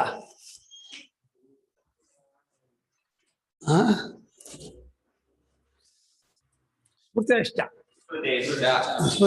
ಭಗವದ್ಗೀತಾ ಸ್ಮೃತಿ ಇದೆ, ಇಲ್ಲೇ ಸ್ಮೃತಿ. ಇಹೈವ ಯದಾದಿತ್ಯಗತಂ ತೇಜಃ ಇತ್ಯಾದೇಃ ಇಹೈವ ಸ್ಮೃತಿ. ಇಲ್ಲಿಯೇ ಭಗವದ್ಗೀತಾ ಸ್ಮೃತಿಯಲ್ಲಿಯೇ ಆದಿತ್ಯಗತಂ ತೇಜಃ ಜಗದ್ಭಾಸೇತೆ ಅಖಿಲಂ ಯಚ್ಚಂದಮಸಿ ಯಚ್ಚಾಗ್ನು ತತ್ತೇಜಃ ವಿದ್ಧಿ ಮಾಮಕಂ ಮದೀಯಂ. ಪರಮಾತ್ಮ ಹೇಳ್ತಿರೋದು. ನಿತ್ಯ ಶುದ್ಧ ಬುದ್ಧ ಮುಕ್ತ ಸ್ವರೂಪನಾದ ಪರಮಾತ್ಮ ಹೇಳ್ತಿದ್ದಾನೆ ಅರ್ಜುನಿಗೆ, ಏನಪ್ಪಾ ನನ್ನ ಚೈತನ್ಯದ ಜ್ಯೋತಿಷ್ಯರಿಂದಲೇ ಆದಿತ್ಯ ಚಂದ್ರ ವಿದ್ಯುತ್ ನಕ್ಷತ್ರ ಎಲ್ಲ ಬೆಳಗ್ತಾ ಇದೆ ಅಂತ ಹೇಳಿ ಆ ಪರಮಾತ್ಮನ ತೇಜಸ್ಸೇ ಚೈತನ್ಯವೇ ಎಲ್ಲ ತೇಜಸ್ಸಾಗಿ ಬೆಳಗ್ತಾ ಇರೋದು. ತಮಸಃ ಅಜ್ಞಾನ ಪರಂ ಅಸ್ಪೃಷ್ಟಂ ಉಚ್ಯತೆ. ತಮಸಃ ಅಜ್ಞಾನಾತ್ ಪರಂ ಅಸ್ಪೃಷ್ಟಂ ಉಚ್ಯತೆ. ತಮಸ್ಸಿಗಿಂತ ಆಚೆಗಿದ್ದೇನೆ ಅಂದ್ರೆ ಹೊಳೆ ಆಚೆ ಇದೆ ಅಂದ್ರೆ ಹೊಳೆ ಬೇರೆ ಆಚೆ ಊರು ಬೇರೆ ಹಾಗೆ ಇನ್ನೆಲ್ಲೋ ಬೇರೆ ಜಾಗದಲ್ಲಿ ಅಂತ ಅರ್ಥ ಅಲ್ಲ. ಅದರ ಲಿಂಕ್ ಇಲ್ಲ, ಸಂಬಂಧ ಇಲ್ಲ, ಅಂಟ್ಕೊಂಡಿಲ್ಲ ಅಂತ ಅಷ್ಟೇ ಅರ್ಥ. ಅಜ್ಞಾನದ ಆಚೆಗಿದ್ದಾನೆ ಅಂದ್ರೆ ಅಜ್ಞಾನವನ್ನು ಬೆಳಗುವನಾಗಿದ್ದಾನೆ. ಅಜ್ಞಾನದಿಂದ ಕೂರ್ಕೊಂಡಿಲ್ಲ, ಅಜ್ಞಾನದಿಂದ ಸಂಬಂಧ ಪಡ್ಕೊಂಡಿಲ್ಲ. ಅಂದ್ರೆ ಅಜ್ಞಾನದಿಂದಲೂ ಪರಂ ಅಂದ್ರೆ ವಿಲಕ್ಷಣಂ, ಉತ್ಕೃಷ್ಟಂ, ಅತೀತಂ ಅಂತ, ಮೇಲಾಗಿರುವ, ದಾಟಿರುವ, ವಿಲಕ್ಷಣವಾಗಿ ಅದಕ್ಕೆ ಸಂಬಂಧಪಡದೆ ಸೋಂಕಿಲ್ಲದೆ ಇರತಕ್ಕದ್ದಾಗಿದೆ. ಅದರಲ್ಲೂ ಅಜ್ಞಾನ ಇದ್ರೆ ಅದು ಯಾರಿಗೆ ಗೊತ್ತಾಗ್ಬೇಕು? ಆತ್ಮನಲ್ಲಿರುವ ಚೈತನ್ಯ ಹೇಗೆ ಆಬ್ಜೆಕ್ಟ್ ಆಗಲ್ವೋ, ಅರಿವು ಮತ್ತು ಹಾಗೆ ಅದರಲ್ಲಿಯೇ ಅಜ್ಞಾನ ಇದ್ರೆ ಅದು ವಿಷಯವಾಗಲ್ಲ, ಆಬ್ಜೆಕ್ಟ್ ಆಗಲ್ಲ, ತೋರಲ್ಲ. ಸ್ವರೂಪದಲ್ಲಿದ್ದದ್ದು ತೋರಲ್ಲ, ತೋರಿದ್ದು ಸ್ವರೂಪದಲ್ಲಿರಲ್ಲ. ಯಾವುದಕ್ಕೆ ಸ್ವರೂಪವೋ ಅದು ಅದಕ್ಕೆ ವಿಷಯವಾಗಲ್ಲ. ಇವಾಗ ಆತ್ಮ ಚೈತನ್ಯ, ಆತ್ಮನ ಇರುವು ಆತ್ಮನ ವಿಷಯವಾಗಲ್ಲ. ಅದೇ ಸ್ವರೂಪ, ಅದೇ ತತ್ವ. ಅಜ್ಞಾನಕ್ಕಿಂತ ಪರ ಅಸ್ಪಷ್ಟವಾಗಿದೆ, ಅಸಂಬದ್ಧವಾಗಿದೆ. ಜ್ಞಾನಾದೇಹೇ ದುಸ್ಸಂಪಾದನ ಬುದ್ಧ್ಯಾ ಪ್ರಾಪ್ತ ಅವಸಾದನಸ್ಯ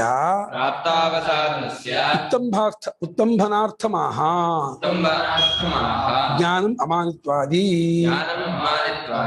ಓ ಸ್ವಾಮಿ, ನೀವು ಹೇಳ್ತಾ ಇರುವಂತಹ ಜ್ಞಾನ ನಮ್ಮಂಥವ್ರು ದಕ್ಕಲ್ಲ, ನಮಗೆ ಆಗೋಲ್ಲ ಅಂತ ಯಾರಾದ್ರೂ ಕುಸ್ತಿ ಬಿಟ್ರೆ, ಅದು ಯಾರಾದ್ರೂ ಡಿಸಪಾಯಿಂಟ್ ಆಗಿ ನಮ್ಗೆ ಆಗಲ್ಲ, ನೀವು ಪ್ರಯತ್ನ ಪಡೋದು ಅರ್ಥ ಇಲ್ಲ, ಕಷ್ಟ ಅಂತ ಹೇಳಿ ದುಸ್ಸಂಪಾದನ ಬುದ್ಧ. ದುಸ್ಸಂಪಾದನ ಅಂದ್ರೆ ದುಃಖೇನ ಸಂಪಾದನ ದುಸ್ಸಂಪಾದನ, ಇದನ್ನು ಸಂಪಾದನೆ ಮಾಡ್ಕೊಳ್ಳೋಕೆ ತುಂಬಾ ಕಷ್ಟ, ಇದು ಆಗೋದಲ್ಲ ಅಂಥೇಳಿ ಅವಸಾದನ ಪ್ರಾಪ್ತ. ಅವಸಾದನ ಅಂದ್ರೆ ಕುಸಿಯೋದು, ಕುಸ್ತಿ ಬಿಟ್ಟ.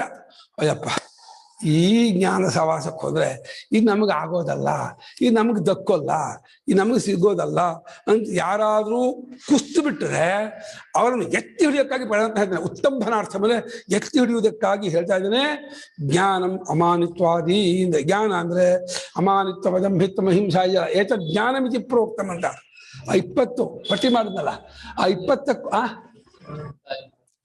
ಅಮಾನಿತ್ವಾದಿ ಸಾಧನ ಗಣೋಪೇತ ಮುಕ್ಷು ಪರಮಾತ್ಮನಂ ಜಾನಾತಿ.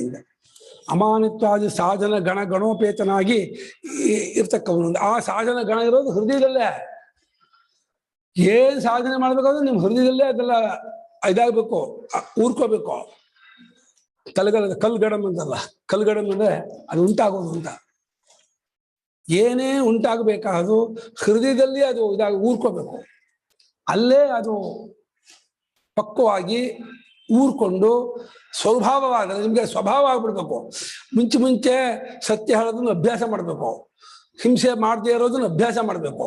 ಅದು ಮಾಡ್ತಾ ಮಾಡ್ತಾ ಮಾಡ್ತಾ ಅದೇ ನೇಚರ್ ಆಗ್ಬಿಡುತ್ತೆ. ಸತ್ಯವೇ ಸ್ವಭಾವ ಆಗ್ಬಿಡುತ್ತೆ, ಅಹಿಂಸಾ ಸ್ವಭಾವ ಆಗ್ಬಿಡುತ್ತೆ. ಯಾವಾಗ ಅದೆಲ್ಲ ನಿಮ್ಗೆ ಮೈಗೂಡುತ್ತೋ, ಸ್ವಭಾವ ಆಗ್ಬಿಡುತ್ತೋ ಅಮಾನಿತ್ವಾದಿಗಳಲ್ಲ, ಆಗ ಜ್ಞೇಯವಾದ ಪರಬ್ರಹ್ಮವಸ್ತು ಗೊತ್ತಾಗ್ಬಿಡುತ್ತೆ. ಜ್ಞಾನಗಮ್ಯ ಆಗುತ್ತಾನೆ, ಗೊತ್ತಾಗ್ಬಿಡ್ತಾನೆ. ಜ್ಞೇಯಂ ಎತ್ತ ಪ್ರವಕ್ಷ್ಯಾಮಿ ಇತ್ಯಾದಿನ ಉಕ್ತಂ. ಜ್ಞೇಯಂ ಅಂದ್ರೆ 12ನೇ ಶ್ಲೋಕ ಹೇಳಿದ್ನಲ್ಲ, ಯಾವುದು ತಿಳಿಯಬೇಕಾದದ್ದಾಗಿದೆಯೋ ಅದನ್ನು ನಿನ್ಗೆ ಹೇಳ್ತೀನಿ ಅಂತ ಶುರು ಮಾಡ್ಕೊಂಡಲ್ಲ, ಅದು ನಸತ್ತನ್ನಾಸದುಚ್ಯತೆ, ಅದೇ ಜ್ಞೇಯ. ಸತ್ತು ಅಲ್ಲದ ಅಸತ್ತು ಅಲ್ಲದೆ ಇರುವ ಆತ್ಮಸ್ವರೂಪ, ತನ್ನ ಸ್ವರೂಪ ಇದೆಯಲ್ಲ, ಅದೇ ಜ್ಞೇಯ. ಜ್ಞಾನ ಅಮಾನಿತ್ವಾದಿಗಳು ಜ್ಞೇಯ, ಸದಸದ್ವಿಲಕ್ಷಣವಾದ ಆತ್ಮಸ್ವರೂಪ. ಜ್ಞಾನಗಮ್ಯಂ, ಜ್ಞಾನಗಮ್ಯ ಯಾವುದು? ಜ್ಞೇಯಮೇವ ಜ್ಞಾತಂ ಸತ್ ಜ್ಞಾನಫಲಮಿತಿ. ಜ್ಞಾನಗಮ್ಯಂ ಇತ್ಯುಚ್ಯತೆ. ಜ್ಞೇಯ ತಿಳಿಯಬೇಕಾದಂತಹ ಪರಬ್ರಹ್ಮ ವಸ್ತುವೇ ತಿಳಿದದ್ದಾದರೆ, ಗೊತ್ತಾದದ್ದಾದರೆ ಅದು ಜ್ಞಾನ ಫಲ. ಅದನ್ನೇ ಜ್ಞಾನಗಮ್ಯ ಅಂತ ಅಧ್ಯಾರೋಪ. ನೋಡಿ, ಜ್ಞಾನಗಮ್ಯ ಅಂತ ಹೇಳ್ತಾರೆ. ಅಂತ ಅಂದ್ಮೇಲೆ ಏನಾಯ್ತು?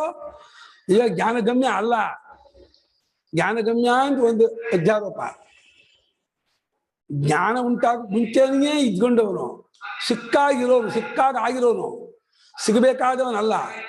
ಸಿಕ್ಕಾಗ ಬಿಟ್ಟಿರೋನನ್ನ ಸಿಗಬೇಕು ಅಂತ ಅಂದ್ಕೊಂಡು ಅದಕ್ಕೆ ಅಮಾನಿತ್ವಾದಿ ಮಾಡಬೇಕು ಅಂತ ಅಂದ್ಕೊಂಡು ಗುರು ಹತ್ರ ಹೋಗಿ ಜ್ಞಾನ ವಿಚಾರ ಮಾಡಬೇಕು ಅಂತಂದ್ರೆ ಮಾಡ್ತಾ ಇರ್ತೀವಿ.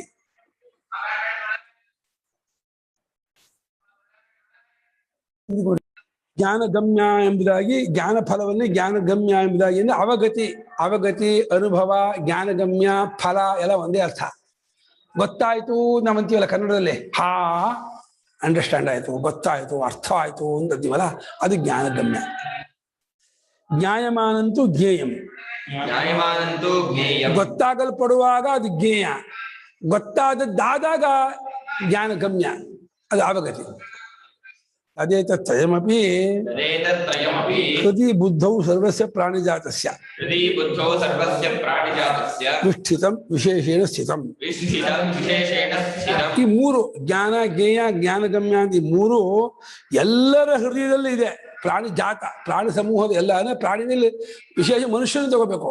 ಪಶು ಪಕ್ಷಿ ಪ್ರಾಣಿಗಳಿಗೆ ತಿಳ್ಕೊಳ್ಳೋಕೆ ಇದಿಲ್ವಲ್ಲ, ಪ್ರವೃತ್ತಿ ಇಲ್ವಲ್ಲ, ಅದು ಇದು ಆಗಲ್ವಲ್ಲ. ಹಾಗಾಗಿ ಪ್ರಾಣಿ ಜಾತಸ್ಯ ಅಂದ್ರೆ ಮನುಷ್ಯ ಜಾತಸ್ಯ, ಮನುಷ್ಯ ಸಮೂಹ ಎಲ್ಲಕ್ಕೂ ಹೃದಯದಲ್ಲಿ ಮೂರು ಕೂತ್ಕೊಂಡಿದೆ, ವಿಶೇಷವಾಗಿ ನೆಲೆ ನಿಂತಿದೆ.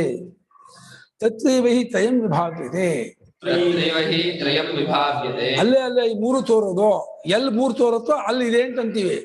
ಅರಿವಾಗೋದು ಹೃದಯದಲ್ಲಿ, ಅಮಾನಿತ್ವ ಆಗಿ ಊರೋದು ಹೃದಯದಲ್ಲಿ, ಆಮೇಲೆ ಬ್ರಹ್ಮವಸ್ತು ತೋರ್ಕೊಳ್ಳೋದು ಅಲ್ಲೇ. ಯದ್ಯಪಿ ಬ್ರಹ್ಮವಸ್ತುವಿಗೆ ಜಾಗವಿಲ್ಲವಾದರೂ ತೋರ್ಕೊಳ್ಳೋದು ಅನ್ನೋ ಕಡೆಯಿಂದ ಅಲ್ಲೇ ತೋರ್ಕೊಳ್ಳೋದು ಇಟ್ಕೋಬೇಕು. ಗುಳ್ಳೆಯಲ್ಲಿ ನೀರು ತೋರ್ಕೊಳ್ಳುತ್ತೆ, ಮಂಜುಗೆಡ್ಡೆಯಲ್ಲಿ ನೀರು ತೋರ್ಕೊಳ್ಳುತ್ತೆ. ಅಲ್ಲೇ ಮಂಜುಗೆಡ್ಡೆ ಗುಳ್ಳೆಯಲ್ಲಿ ನೀರಿಲ್ಲ, ನೀರಲ್ಲಿ ಮಂಜುಗೆಡ್ಡೆ ಗುಳ್ಳೆ ಇರೋದು. ಮತ್ತೆ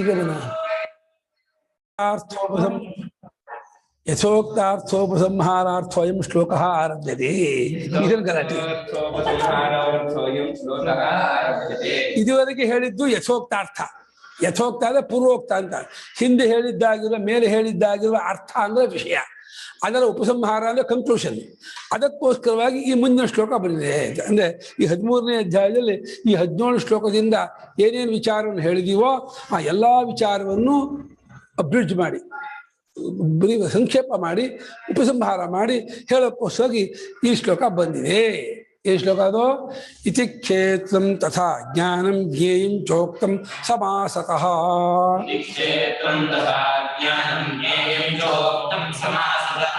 ಮದ್ಭಕ್ತ ಏತದ್ವಿಜ್ಞಾಯ ಮದ್ಭಾವಾಯೋಪಪದ್ಯತೆ. ಮದ್ಭಕ್ತ ಏತದ್ವಿಜ್ಞಾಯ ಮದ್ಭಾವಾಯೋಪಪದ್ಯತೆ. ಇತಿ ಕ್ಷೇತ್ರಂ ತಥಾ ಜ್ಞಾನಂ ಜ್ಞೇಯಂ ಚ ಉಕ್ತಂ ಸಮಾಸತಃ ಮದ್ಭಕ್ತಃ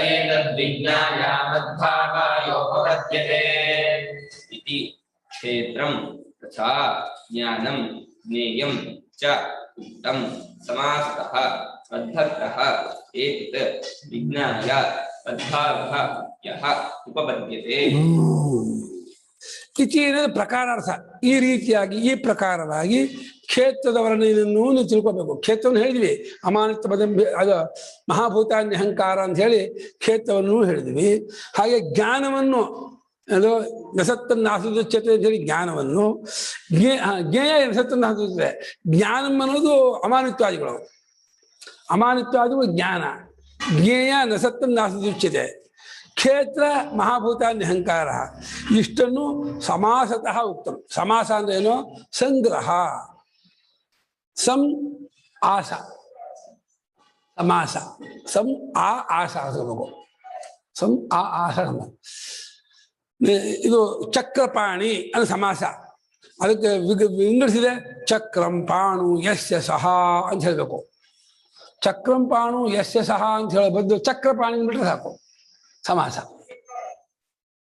ಅಂದ್ರೆ ಅನೇಕ ಪದಗಳನ್ನು ಕೂಡಿಸಿ ಸಂಗ್ರಹವಾಗಿ ಹೇಳೋದು ಸಮಾಸ. ಇದು ಸಮಾಸ ಶಬ್ದಕ್ಕರ್ಥವೇ ಬ್ರೀಫ್ ಆಗಿ, ಸಂಗ್ರಹವಾಗಿ, ಅಬ್ರಿಡ್ಜ್ ಮಾಡಿ, ಅಡಕ ಮಾಡಿ ಹೇಳೋದು ಅಂತ. ಈ ರೀತಿಯಾಗಿ ಸಂಗ್ರಹವಾಗಿ ಹೇಳಿದ್ದಾಯಿತು, ಉಕ್ತಮಲ್ಲಿ ಹೇಳಿದ್ದಾಯಿತು. ಇದನ್ನ ಯಾರು ತಿಳ್ಕೊಳ್ತಾನೆ? ಏನ್ ತಿಳ್ಕೊಳ್ಳೋನು ಯಾರು?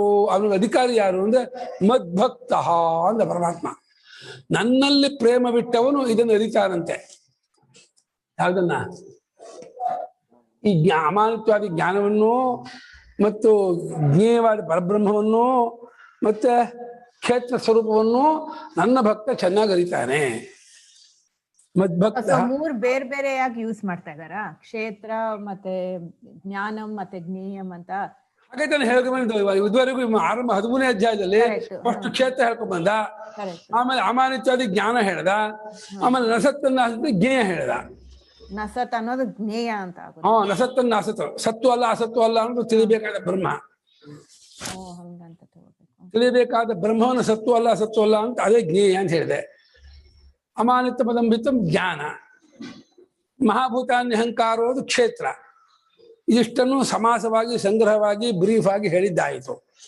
ಇದನ್ನು ನನ್ನ ಭಕ್ತ ಅಂದ್ರೇನೋ, ನನ್ನಲ್ಲಿಯೇ ಪೂರ್ಣ ಪ್ರೇಮವನ್ನ 24 ಗಂಟೆನೂ ಇಟ್ಕೊಂಡವನು, ಫುಲ್ ಡಿವೋಟ್ ಆಗುವನು, ಪಾರ್ಷಿಯಲ್ ಡಿವೋಟ್ ಅಲ್ಲ. Till bed and till death, ಮಲಗುವವರೆಗೂ ಸಾಯುವವರೆಗೂ ಪರಮಾತ್ಮ ಅನನ್ಯ ಪ್ರೇಮ ಇಟ್ಕೊಂಡಂತಹ ಮುಮುಕ್ಷು ಮದ್ಭಕ್ತ ಅಂತ ಇದ್ದಾನೆ. ಅರ್ಧ ಗಂಟೆ ಭಜನೆ ಮಾಡೋದು, ಸ್ತೋತ್ರ ಮಾಡೋದು ಭಕ್ತಿರೇ, ಅದು ಪೂರ್ಣ ಭಕ್ತ ಅಲ್ಲ. ಅಮಾನಿತ್ವಂ ಅವೆಲ್ಲ ಗುಣ ತರ ಆಯ್ತು ಅಲ್ವಾ ಗುರುಗಳೇ? ಅದು ಜ್ಞಾನಂ ಹೆಂಗಾಗುತ್ತೆ? ನನ್ಗೆ ಏನೋ ಅರ್ಥ ಆಗ್ಲಿಲ್ಲ. ಜ್ಞಾನಕ್ಕೆ ಸಾಧನವಾದ್ರೆ ಜ್ಞಾನ ಅಂತ ಹೇಳಿದ್ರಲ್ಲ. ಜ್ಞಾನ ಮಾಡಿದ್ರೆ ಜ್ಞಾನ ಬರುತ್ತೆ. ಜ್ಞಾನ ಸಾಧನತ್ವ ಜ್ಞಾನಂ ಅಂತ ಹೇಳಿ ಗೌಣಾರ್ಥದಲ್ಲಿ ಹೇಳಿವಲ್ಲ. ಈ ಅಡಿಗೆ ಸಾಮಾನು ಅಡಿಗೆ ಅಂತ ಹೇಳಿ ಹಾಗೆ ಏನಂತ ಉದಾಹರಣೆ ಕೊಟ್ಟು ಹೇಳಿದೀನಿ. ನಾನು ಸರಿಯಾಗಿ ಅರ್ಥ ಆಗಿರಲ್ಲ. ನೀವೇ ಹಾಗನ್ಬಿಟ್ರೆ ನಾವೆಲ್ಲ ಎಲ್ಲಿ ಹೋಗ್ಬೇಕು? ಜ್ಞೇಯಂ ಅಂದ್ರೆ ಮತ್ತೆ ಏನೋ ಈಗ ಸಡನ್ ಆಗಿ ತಿಳಿಬೇಕಾದಂತ ಸತ್ವ ಅಸತ್ವ ಅಲ್ಲದ್ದಾಗಿರುವ ತತ್ವಜ್ಞೇಯ. ಅವಶ್ಯವಾಗಿ ತಿಳಿಯಲೇಬೇಕಾದದ್ದು ಯಾವುದೋ ಅದು ಜ್ಞೇಯ. ಯಾವುದು ತಿಳಿಯೋದಕ್ಕೆ ಸಾಧನವೋ ಅದು ಜ್ಞಾನ. ಯಾವುದು ತಿಳಿಯೋದಕ್ಕೆ ಸಾಧನ ಅಂದ್ರೆ ಅದು ಜ್ಞಾನ. ಅಮಾನಿತ್ವಾದಿಗಳು ಸಾಧನ, ಅದು ಜ್ಞಾನ. ಅಮಾನಿತ್ವಾದಿಗಳು ತಿಳಿಬೇಕಾದ ಪರಬ್ರಹ್ಮ ವಸ್ತು ಜ್ಞೇಯ. ಅದಕ್ಕೆ ಮುಂಚೆ ಅನಾತ್ಮ ಪ್ರಪಂಚವನ್ನು ವರ್ಣನೆ ಮಾಡಿದ್ರಲ್ಲ, ದೃಶ್ಯ ಪ್ರಪಂಚ, ಅಮ್ಮ ಅದು ಕ್ಷೇತ್ರ. ಇದು ಮೂರನ್ನು ಸಮಾಸವಾಗಿ ಸಂಗ್ರಹವಾಗಿ ಹೇಳಿದ್ದಾಯಿತು. ಇದನ್ನ ನನ್ನ ಭಕ್ತ ಅಂದ್ರೇನೋ, ನನ್ನಲ್ಲೇ ಪೂರ್ಣವಾಗಿ ತನ್ನ ಜೀವನವನ್ನ ಮುಡಿಪಿಟ್ಟವನು, ತನ್ನ ಲೈಫಲ್ಲೇ ಪೂರ್ಣಾವಧಿ ಕಾರ್ಯಕರ್ತ. ಪಾರ್ಷಿಯಲಿ ಕಾರ್ಯಕರ್ತ, ಅರ್ಧಂಬರ್ಧ 1 ಗಂಟೆ 2 ಗಂಟೆ ಕೆಲಸ ಮಾಡೋರು ಸಾಮಾನ್ಯ ಕಾರ್ಯಕರ್ತರು, 24 ಗಂಟೆ ಕೆಲಸ ಮಾಡೋರು ಪೂರ್ಣಾವಧಿ ಕಾರ್ಯಕರ್ತರು ಅಂತ ಹೇಳ್ತಾರಲ್ಲ.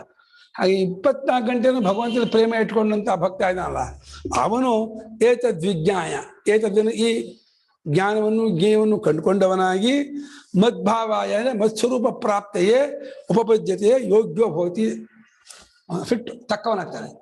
ನನ್ನ ಸ್ವರೂಪವನ್ನು ಪಡ್ಕೊಳ್ಳೋಕೆ ಅವನು ಯೋಗ್ಯನಾಗ್ತಾನೆ ಅಂತ ಇದ್ದಾನೆ ಪರಮಾತ್ಮ. ನನ್ನ ಭಕ್ತನು ಇದನ್ನ ಅರ್ಥ ಮಾಡಿಕೊಂಡು ನನ್ನ ಸ್ವರೂಪವನ್ನೇ ಪಡ್ಕೊಂಡ್ಬಿಡ್ತಾನೆ, ನಾನೇ ಆಗ್ಬಿಡ್ತಾನೆ. ಅವನು ನಾನಾಗ್ತಾನೋ, ನಾನೇ ಅವನಾಗ್ತೀನೋ, ಅವನು ನಾನು ಎರಡಿಲ್ಲದೆ ಒಂದಾಗ್ತಾನೋ, ಏನ್ ಹೇಳ್ತೀರಾ? ಎಲ್ಲ ಒಂದೇ ಅರ್ಥ. ಅವನು ನಾನಾಗ್ತಾನೆ ಅಂದ್ರು, ನಾನೇ ಅವನಾಗ್ತೀನಿ ಅಂದ್ರು, ನಾನು ಅವನು ಇಬ್ರು ಇರಲ್ಲ ಅಂತಂದ್ರು. ಮದ್ಭಕ್ತ ಏತದ್ವಿಜ್ಞ, ಮದ್ಭಕ್ತ ಅನ್ನೋದು ಬಹಳ ಮುಖ್ಯ ಇಲ್ಲಿ ಪದ. ಭಾಷಿಕರು ಬಹಳ ಚೆನ್ನಾಗಿ ಬರೀತಾರೆ ಮದ್ಭಕ್ತ ಅನ್ನೋದು ಏನು ಅಂತ, ತುಂಬಾ ಚೆನ್ನಾಗಿ ಬರೀತಾರೆ. ಇತ್ಯೇವಂ ಕ್ಷೇತ್ರಂ ಮಹಾಭೂತಾದಿ ಧೃತ್ಯಂತಂ ತಥಾ ಜ್ಞಾನಂ ಅಮಾನಿತ್ವಾದಿ ತತ್ವಜ್ಞಾನಾರ್ಥ ದರ್ಶನ ಪರ್ಯಂತಂ. ಇತ್ಯೇವಂ ಈ ರೀತಿಯಾಗಿ ಕ್ಷೇತ್ರವನ್ನ ಅಂದ್ರೆ ಮಹಾಭೂತಾದಿ ಅಹಂಕಾರೋ ಅಸಂಘಾತಶ್ಚೇತನಾ ಧೃತಿ, ಅಲ್ಲಿಂದ ಅಲ್ಲಿವರೆಗೆ ಅಷ್ಟು ಕ್ಷೇತ್ರ. ಹಾಗೆ ಜ್ಞಾನ ಅಂದ್ರೆ ಅಮಾನಿತ್ವ ಮದಂಭಿತ್ವಂ ಶುರು ಮಾಡಿಕೊಂಡು ತತ್ವಜ್ಞಾನಾರ್ಥ ದರ್ಶನಂ ಅಂತ ಅಲ್ಲಿವರೆಗೆ ಇರ್ತಕ್ಕಂಥದ್ದು ಅಮಾನಿತ್ವಾದಿ ಜ್ಞಾನಗಳು. ಜ್ಞೇಯಂಚ ಜ್ಞೇಯಂ ಇತ್ಯ ಪ್ರವಕ್ಷ್ಯಾಮಿ ಇತ್ಯಾದಿ ತಮಸಃ ಪರಮುಚ್ಯತೆ ಇತ್ಯೇವಮಂತ ಮುಕ್ತಂ ಸಮಾಸತಃ ಸಂಕ್ಷೇಪತಃ. ಜ್ಞೇಯ ತಿಳಿಯಬೇಕಾದದ್ದು ಯಾವುದಿದೆಯೋ ಅದನ್ನು ಹೇಳ್ತೀನಿ ಶುರು ಮಾಡಿಕೊಂಡು, ಅದು ಸತ್ವ ಅಲ್ಲ ಅಸತ್ವ ಅಲ್ಲ, ಸರ್ವೇಂದ್ರಿಯ ಗುಣಾಭಾಸ ಸರ್ವೇಂದ್ರಿಯ ವರ್ಜಿತ, ಆಮೇಲೆ ಇನ್ನೊಂದು ಬಹಿರಂತಶ್ಚ ಭೂತಾನ ಅದೊಂದು, ಆಮೇಲೆ ಜ್ಯೋತಿಷಾಂಬಿತ ಜ್ಯೋತಿ ಅವಿಭಕ್ತಂಚ ಭೂತೇಶು, ಈ ರೀತಿಯಾಗಿ ಶ್ಲೋಕಗಳಿಂದ ಹೇಳಿದ್ದಾಗಿರುವ ತಮಸಃ ಪರಮುಚ್ಯತೆ ಎಂಬವರಿಗೆ ಶ್ಲೋಕದಲ್ಲಿ ಹೇಳಿರ್ತಕ್ಕಂತಹ ವಿಚಾರ ಇದಷ್ಟನ್ನು ಸಂಗ್ರಹವಾಗಿ ಹೇಳ್ಬಿಟ್ಟ ಪರಮಾತ್ಮ ಅಂತ ಇದ್ದಾರೆ. ಇದನ್ನು ವಿಸ್ತಾರವಾಗಿ ಉಪನಿಷತ್ತಿನಲ್ಲಿ ಬೇರೆ ಬೇರೆ ಪ್ರಕರಣ ಗ್ರಂಥಗಳಲ್ಲಿ ಹೇಳಿರ್ತಾರೆ. ಭಗವಂತ ಮಾತ್ರ ಇದಿಷ್ಟು ವಿಚಾರವನ್ನು ಸಂಗ್ರಹವಾಗಿ ಒಂದು 3-4 ಶ್ಲೋಕದಲ್ಲಿ ಎಲ್ಲ ಅಡಕ ಮಾಡಿ ತಿಳಿಸ್ಕೊಟ್ಟಿದ್ದಾನೆ. ಏತಾವಾನ್ ಹಿ ಸರ್ವೋ ವೇದಾರ್ಥಃ ಗೀತಾರ್ಥಶ್ಚ ಉಪಸಂಹೃತ್ಯ ಉಕ್ತಃ. ಒಟ್ಟು ಎಲ್ಲಾ ವೇದಾರ್ಥವೂ ಇಷ್ಟೇ ಅಲ್ಲವೇ ಅಂತ ಇದ್ದಾರೆ. ಎಲ್ಲಾ ವೇದಗಳಿಂದಲೂ ಉಪನಿಷತ್ತು ತಿಳ್ಕೊಬೇಕಾಗಿರೋದು ಸಾಧನ ವಿಚಾರ ತಿಳ್ಕೋಬೇಕು, ಪರಮಾತ್ಮ ತಿಳ್ಕೋಬೇಕು, ಪರಮಾತ್ಮ ತಿಳ್ಕೊಂಡು ಫಲ ಜ್ಞಾನಗಮ್ಯ ಅಷ್ಟೇ. ಸಾಧನದಲ್ಲಿ ಎಲ್ಲ ಕರ್ಮೋಪಾಸನೆ ಸೇರೋಯ್ತು. ತತ್ವಜ್ಞಾನ ಬೇಕಾದ್ರೆ ಅಮಾನತ್ವಾದಿಗಳು ಅಡಕವಾಯಿತು. ಇನ್ನು ಜ್ಞೇಯವಾದ ಬ್ರಹ್ಮವಸ್ತುವಿನಲ್ಲಿ ಎಲ್ಲ ಉಪನಿಷತ್ತು ತತ್ವ ವಿಚಾರ ಹೇಳುವಂತಹ ನೇತಿ ನೇತಿ ಸ್ಥೂಲ ಮರಣ ಎಲ್ಲ ಇದು ಸೇರೋಯ್ತು. ಈ ಯಮಸ್ಥ ವೇದಾರ್ಥವು ಇಷ್ಟೇ ಅಲ್ಲವೇ ಮತ್ತು ಗೀತಾರ್ಥವೆಲ್ಲವೂ ಇಷ್ಟೇ ಅಲ್ಲವೇ? ಇಷ್ಟನ್ನು ಉಪಸಂಹೃತ್ಯಾನೇನೋ ಉಪಸಂಹಾರ ಮಾಡಿ ಕನ್ಕ್ಲೂಷನ್ ಮಾಡಿ ಎಲ್ಲ ಅಡಕ ಮಾಡಿ ಇಷ್ಟನ್ನು ಹೇಳಿದ್ದಾಯಿತು. ಇಷ್ಟನ್ನು ಒಂದು ಸಂಗ್ರಹ ಮಾಡಿ ಅಷ್ಟನ್ನು ತಿಳಿಸ್ಕೊಟ್ಟಿದ್ದಾಯಿತು. ಇವಾಗ ಅಸ್ಮಿನ್ ಸಮ್ಯಕ್ ದರ್ಶನೆ ಕಹ ಅಧಿಕ್ರಿಯತೆ ಇತಿ ಉಚ್ಯತೆ. ಬಹಳ ಮುಖ್ಯವಾದ ವಿಷಯ. ಯಾಕಂದ್ರೆ ಇದಕ್ಕೆ ನಾವು ಪ್ರಯತ್ನ ಪಡಬೇಕು. ಇಲ್ಲಿ ಹೇಳ್ತಾನೆ ಭಾಷ್ಯಕಾರರು, ಈ ಆತ್ಮಜ್ಞಾನಕ್ಕೆ ಅಧಿಕಾರಿ ಅಂದ್ರೆ ರೈಟ್ ಅಲ್ಲ, ಅಧಿಕಾರಿ ಅಂದ್ರೆ ಫಿಟ್ಟು, ಯೋಗ್ಯ. ರೈಟ್ ಬೇರೆ, ಫಿಟ್ ಬೇರೆ. ರೈಟು ಅನ್ನೋದು ಅಗ್ನಿಹೋತ್ರಾದಿ ವೇದಾದಿ ರೈಟ್ ಬೇರೆ, ಅದು ಉಪನೀತರಾದರು ತ್ರೈವರ್ಣಿಕರು, ಅದು ಆ ರೈಟ್ ವಿಚಾರ ಬೇಡ. ಇಲ್ಲಿ ಫಿಟ್ಟು ಯಾರು ಇವನು ಮನುಷ್ಯ ಮಾತ್ರಕ್ಕೆ ಅಧಿಕಾರ ಇದೆ, ಆದರೆ ಫಿಟ್ ಇರಬೇಕು ಅಂತಿಲ್ಲ, ಫಿಟ್ ಆದವರು ಆಗಬೇಕು. ಮನುಷ್ಯ ಮಾತ್ರಕ್ಕೆ ಈ ಆತ್ಮಜ್ಞಾನಕ್ಕೆ ಅಧಿಕಾರಿ ಆದರೂ ಫಿಟ್ಟು ಇದಕ್ಕೆ ಆಗ್ಲೇಬೇಕು, ಆಗೇ ಆಗತ್ತೆ ಅಂತ ಯಾರಿಗೆ ಅಂತ ಕೇಳಿದ್ರೆ ಅದಕ್ಕೆ ಹೇಳ್ತಾರೆ, ಈ ಒಂದು ಸಮ್ಯಕ್ ದರ್ಶನ, ಯಥಾರ್ಥ ಜ್ಞಾನ, ಪರಮಾರ್ಥವನ್ನು ಇದ್ದಾಗೆ ಅನುಭವದಲ್ಲಿ ಕಂಡುಕೊಳ್ಳುವುದು ಅನ್ನುವಂತಹ ಒಂದು ಜ್ಞಾನ. ಇದಕ್ಕೆ ಯಾರು ಅಧಿಕಾರಿ, ಯೋಗ್ಯ, ತಕ್ಕವನು, ಅವನು ಯಾರು ಅಂತ ಕೇಳಿದ್ರೆ ಅದಕ್ಕೆ ಭಗವಂತನೇ ಹೇಳ್ತಾನೆ, ಮದ್ಭಕ್ತ. ನಮಗೆ ಬರೀತಾರೆ ಭಾಷಿಕಾರರು, ಮಯಿ ಈಶ್ವರೇ ಸರ್ವಜ್ಞೆ ಪರಮಗುರೌ ವಾಸುದೇವೇ ಸಮರ್ಪಿತ ಸರ್ವಾತ್ಮ ಭಾವ ಯತ್ ಪಶ್ಯತಿ ಶೃಣೋತಿ ಸ್ಪೃಶತಿ ವಾ ಸರ್ವಮೇವ ಭಗವಾನ್ ವಾಸುದೇವಃ ಏವಂ ಗ್ರಹಾವಿಷ್ಟ ಬುದ್ಧಿ ಮದ್ಭಕ್ತಃ. ಏವಂ ಗ್ರಹ ಒಂದೇ ಪದ, ಏವಂ ಗ್ರಹಾವಿಷ್ಟ ಬುದ್ಧಿ ನೋಡ್ಬಾರ್ದು, ಏವಂ ಗ್ರಹಾವಿಷ್ಟ ಬುದ್ಧಿ. ಗ್ರಹ ಹೊಕ್ಕು ಬಿಟ್ರೆ ಏನೋ ಒಂದು ಪಿಶಾಚು ಹೊಕ್ಕತ್ತೆ, ಏನೋ ದೈವ ಹೊಕ್ಕತ್ತೆ, ಇನ್ಯಾವುದು ಗಂಧರ್ವ ಹೊಕ್ತಾರೆ ಅಂತ ಕೇಳ್ತೀವಲ್ಲ ಲೋಕದಲ್ಲಿ, ಒಂದ್ಸಲ ಬಿಲಿ ಒದ್ದಾಡ್ತಲ್ಲ. ಆ ರೀತಿ ಆ ಭಗವದ್ಭಾವನೆಯನ್ನ ಕ್ವಚಿತ್ ಧ್ರುಜಂತ್ ಅಚ್ಯುತ ಚಿಂತೆಯ ಕ್ವಚಿತ್ ಹಸಂತಿ ನೃತ್ಯಂತಿ ವದಂತಿ ಅಲೌಕಿಕಾ ಅಂತೇಳಿ ಭಾಗವತಕಾರ ಹೇಳ್ತಾರಲ್ಲ. ಇದ್ದಕ್ಕಿದ್ದ ಅಳ್ತಾನೆ, ಕೂಕ್ಕೋತಾನೆ, ನೃತ್ಯ ಮಾಡ್ತಾನೆ, ಆಮೇಲೆ ನಗುತ್ತಾನೆ, ಒಂಥ ಬಿಲಿ ಒದ್ದಾಡ್ತಿರ್ತಾನೆ. ಅಯ್ಯೋ ಅವನು ಭಗವಂತ ಸಿಗ್ಲಿಲ್ವಲ್ಲ ಅಂತ ಅಳ್ತಾನೆ. ಆಮೇಲೆ ಎಲ್ಲಾ ನೋಡಿದ್ರು ಅವನ ವಿಭೂತಿ ಕಾಣ್ತಾನೆ, ನಗುದೇಶ ಮಾಡ್ತಾನೆ, ಆಮೇಲೆ ಕುಣಿತಾನೆ, ಕಿಚ್ಕೊಳ್ತಾನೆ, ಏನೇನೋ ವಿಕಾರ ಆಗುತ್ತೆ, ಅವನಿಗೆ ಅಷ್ಟೆಲ್ಲ ಒದ್ದಾಡ್ತಾನೆ. ಆ ಭಕ್ತನಿಗೆ ಹೆಂಗಾಗ್ಬಿಡುತ್ತೆ ಅಂತಂದ್ರೆ ಆ ತೀವ್ರತೆ ಬಂದ್ಕೊಳ್ಳಿ ಅದು ತಡ್ಕೊಳಕ್ಕೆ ಆಗಲ್ಲ ಅವನಿಗೆ.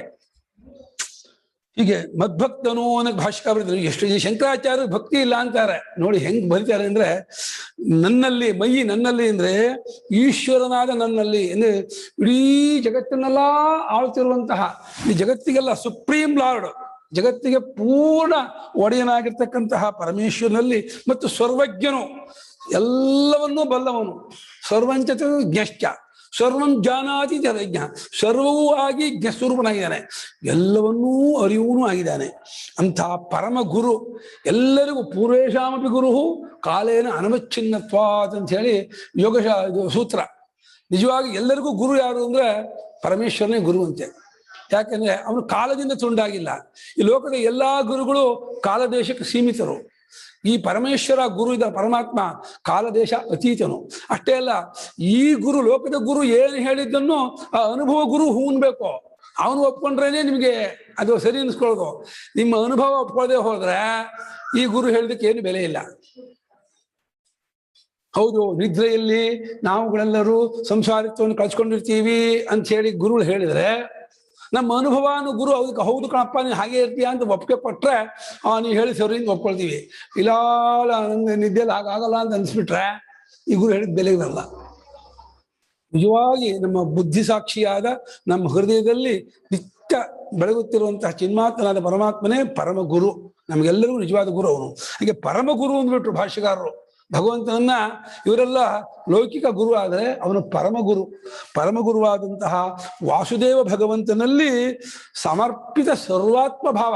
ನೋಡಿ ಹೆಂಗ್ ಬರೀತಾರೆ ಅಂದ್ರೆ, ತನ್ನ ಮನೆ ಮಕ್ಕಳು ಮಗು ಎಲ್ಲವನ್ನೂ ಒಪ್ಪಿಸಿದ್ದಾನೆ, ತನ್ನ ಕಾರ್ಯಗಳ ಸಂಘಾತವನ್ನು ಒಪ್ಪಿಸಿಬಿಟ್ಟಿದ್ದಾನೆ, ತನ್ನ ದೇಹೇಂದ್ರಿಯ ಮನೋಬುದ್ಧಿಯನ್ನು ಭಗವಂತನಿಗೆ ಒಪ್ಪಿಸಿ, ತನ್ನ ಮನೆ ಮಠ ಹೆಂಡತಿ ಮಕ್ಕಳು ದುಡ್ಡು ಎಲ್ಲವೂ ವಾಸುದೇವ ಭಗವಂತನದೇ ಅಂತ ಹೇಳಿ ಪೂರ್ಣವಾಗಿ ಸರೆಂಡರ್ ಆಗ್ಬಿಟ್ಟ, ಅವನು ಒಪ್ಪಿಸ್ಕೊಂಡ್ಬಿಟ್ಟ. ಸಮರ್ಪಿತ ಸರ್ವಾತ್ಮ ಭಾವ. ಈ ರೀತಿ ಒಂದು ಸರ್ವಾತ್ಮ ಭಾವ ಬರಬೇಕಾದ್ರೆ ಸನ್ಯಾಸಿ ಆಗ್ಬೇಕು. ಅವನು ಸನ್ಯಾಸಿ ಆಗದೆ ಇದ್ದನಿಗೆ ಸರ್ವಾತ್ಮ ಭಾವ ಬರೋದಿಲ್ಲ. ಯಾಕೆಂದ್ರೆ ಗೃಹಸ್ಥ ತಂದು ಹಿಡ್ಕೊಂಡಿರ್ತಾರೆ, ಬಂದೇ ಬರ್ತಾರೆ. ಅಬ್ಬ, ಸಮರ್ಪಿತ ಸರ್ವಾತ್ಮ ಭಾವ. ತನ್ನ ತನ್ನ ತ್ರಿಕರಣವನ್ನು ಒಪ್ಪಿಸ್ಕೊಂಡ್ಬಿಟ್ಟ. ತನ್ನ ದೇಹವು ಭಗವಂತ ನಿನ್ನ ಅನುಗ್ರಹದಿಂದ ಚೇಷ್ಟೆ ಮಾಡ್ತಿರೋದು, ಈ ಇಂದಿಗೂ ನೋಡೋದಕ್ಕೂ ನೀನೇ ಕಾರಣ, ಈ ಮನಸ್ಸು ಬುದ್ಧಿ ಸಮಸ್ತಕ್ಕೂ ನೀನೇ ಪ್ರೇರಕ, ನೀನೇ ಅದಕ್ಕೆ ಚಾಲಕ, ನೀನೇ ಅದಕ್ಕೆ ಧಾರಕ, ನಿನ್ನಿಂದಲೇ ಬದುಕಿರೋದು, ನಿನ್ನಿಂದಲೇ ಇರೋದು, ನೀನೇ ಅದಕ್ಕೆ ವ್ಯಾಪಾರಕ್ಕೆ ಕಾರಣ ಆಗಿದೆಯಾ, ನೀನೇ ಸಮಸ್ತವಾಗಿದೆಯಾ ಅಂತ ಅಷ್ಟು ಮಟ್ಟಿಗೆ ಒಪ್ಪಿಸ್ಕೊಂಡ್ಬಿಡ್ತಾರೆ. ಹಾಗಾಗಿ ಯತ್ ಪಶ್ಯತಿ, ಏನ್ ಜಗತ್ತಲ್ಲಿ ನೋಡ್ತಾನೋ ಅದು ವಾಸುದೇವ ಭಗವಂತ. ಯತ್ ಶೃಣೋತಿ, ಏನ್ ಕೇಳ್ತಾನೋ ಏನ್ ಮುಟ್ತಾನೋ ಎಲ್ಲವೂ ವಾಸುದೇವ ಭಗವಂತ ಅನ್ನುವಂಥ ಈ ಭಾವನೆಯನ್ನ ಏವಂ ಗ್ರಹಾವಿಷ್ಟ ಬುದ್ಧಿ ಅಂದರೆ ಪೂರ್ತಿ ಹೊಕ್ಕಿರುವ ಮನಸ್ಸಿನ ಏನ್ ಮಾಡೋದು ಕದಲೋದಿಲ್ಲ, ಅದರಿಂದ ಬಿಟ್ಟು ಬರೋದೇ ಇಲ್ಲ. ಅವನಿಗೆ ವಾಸುದೇವ ಭಗವಂತನ ಹೊರತಾಗಿ ಇನ್ನೇನು ಜಗತ್ತಲ್ಲಿ ಕಾಣಲ್ಲ. ಎಲ್ಲಿ ನೋಡಿದ್ರು, ಏನ್ ಕೇಳಿದ್ರು, ಏನ್ ಮುಟ್ಟಿದ್ರು ಆ ವಾಸುದೇವ ಭಗವಂತನೇ ಅನ್ನೋ ಆ ತುಡಿತ 24 ಗಂಟೆನೂ 300 ದಿವಸ ಇರುತ್ತೆ ಅವನಿಗೆ ಆ ಹೃದಯದಲ್ಲಿ. ಅಂಥ ಮಹಾನುಭಾವ ಅವನು. ಎಷ್ಟು ಮಟ್ಟಿಗೆ ಆ ಭಾವ ತುಂಬಿಕೊಂಡಿರ್ತಾನೆ ಅಂದ್ರೆ ಕದಲೋದಿಲ್ಲ. ಹೇಗೆ ಮೀನು ನೀರು ಬಿಟ್ಟು ಹೊರಗೆ ಬರೋಲ್ವೋ ಹಾಗೆ ಈ ಮಹಾತ್ಮ ಆ ವಾಸುದೇವ ಭಗವಂತನ ಚಿಂತನೆ ಅನುಸಂಧಾನ ಆ ಒಂದು ಇದು ಇದೆಯಲ್ಲ, ಆ ಒಂದು ಅನುಭವ ತುಂಬುವ ಪ್ರಯತ್ನ ಅದು ಬಿಟ್ಟು ಹೊರಗೆ ಬರೋದೇ ಇಲ್ಲ, ಅಲ್ಲಿಯೇ ಮುಳುಗಿರ್ತಾನೆ. ಹಾಗೆ ಯತ್ ಪಶ್ಯತಿ ಶೃಣೋತಿ ಸ್ಪೃಶತಿ ವಾ, ಏನ್ ನೋಡಿದ್ರು ಕೇಳಿದ್ರು ಮುಟ್ಟಿದ್ರು ಅದೆಲ್ಲವೂ ವಾಸುದೇವ ಭಗವಂತನೇ ಎಂಬುದಾಗಿ ಏವಂದ್ರಹಾವಿಷ್ಟ ಬುದ್ಧಿ, ಈ ರೀತಿ ಹೊಕ್ಕಿರುವ ಬುದ್ಧಿ ಉಳ್ಳವನಾಗಿರ್ತಕ್ಕವನು ಯಾವನೋ ಅವನು ನನ್ನ ಭಕ್ತ ಅಂದ. ನಾವು ಲೋಕದಲ್ಲಿ ಅರ್ಧ ಗಂಟೆ ಭಜನೆ ಮಾಡ್ತಾರೆ ಮಹಾಭಕ್ತರು, ಏನು ಸ್ತೋತ್ರ ಹೇಳ್ತಾರೆ. ಹೌದು, ಸ್ತೋತ್ರ ಹೇಳೋರು ಭಕ್ತರೇ, ಭಜನೆ ಮಾಡೋರು ಭಕ್ತರೇ, ದೇವರು ಭಕ್ತರೇ. ಆದರೆ ಅದೆಲ್ಲ ಪಾರ್ಶಿಯಲಿ ಭಕ್ತರು, ಒಂದು 1/4 ಗಂಟೆ, ಅರ್ಧ ಗಂಟೆ, 1 ಗಂಟೆ ಹೇಳಿ. ಆದರೆ ನಿರಂತರವಾಗಿ ತನ್ನ ತನವನ್ನೇ ಒಪ್ಪಿಸ್ಕೊಂಡು ತನ್ನದೆಲ್ಲವನ್ನೂ ಅವನಿಗೆ ಒಪ್ಪಿಸಿ ನಾನಿಲ್ಲ ನೀನೇ ಎಲ್ಲ ಅಂತ ಅಂದ್ಕೊಂಡು ಸರ್ವದಾ ಆ ಅನುಸಂಧಾನ ಚಿಂತನೆ ಇರ್ತಾನಲ್ಲ, ಆ ಮಹಾತ್ಮ ಕೂಟ್ಕೋಟಿ ಈಗ ಬಂದಿರ್ತಾನೆ. ಆ ಮಹಾತ್ಮ ಎಲ್ಲಿದ್ದಾನೋ ಹೇಗಿದನೋ.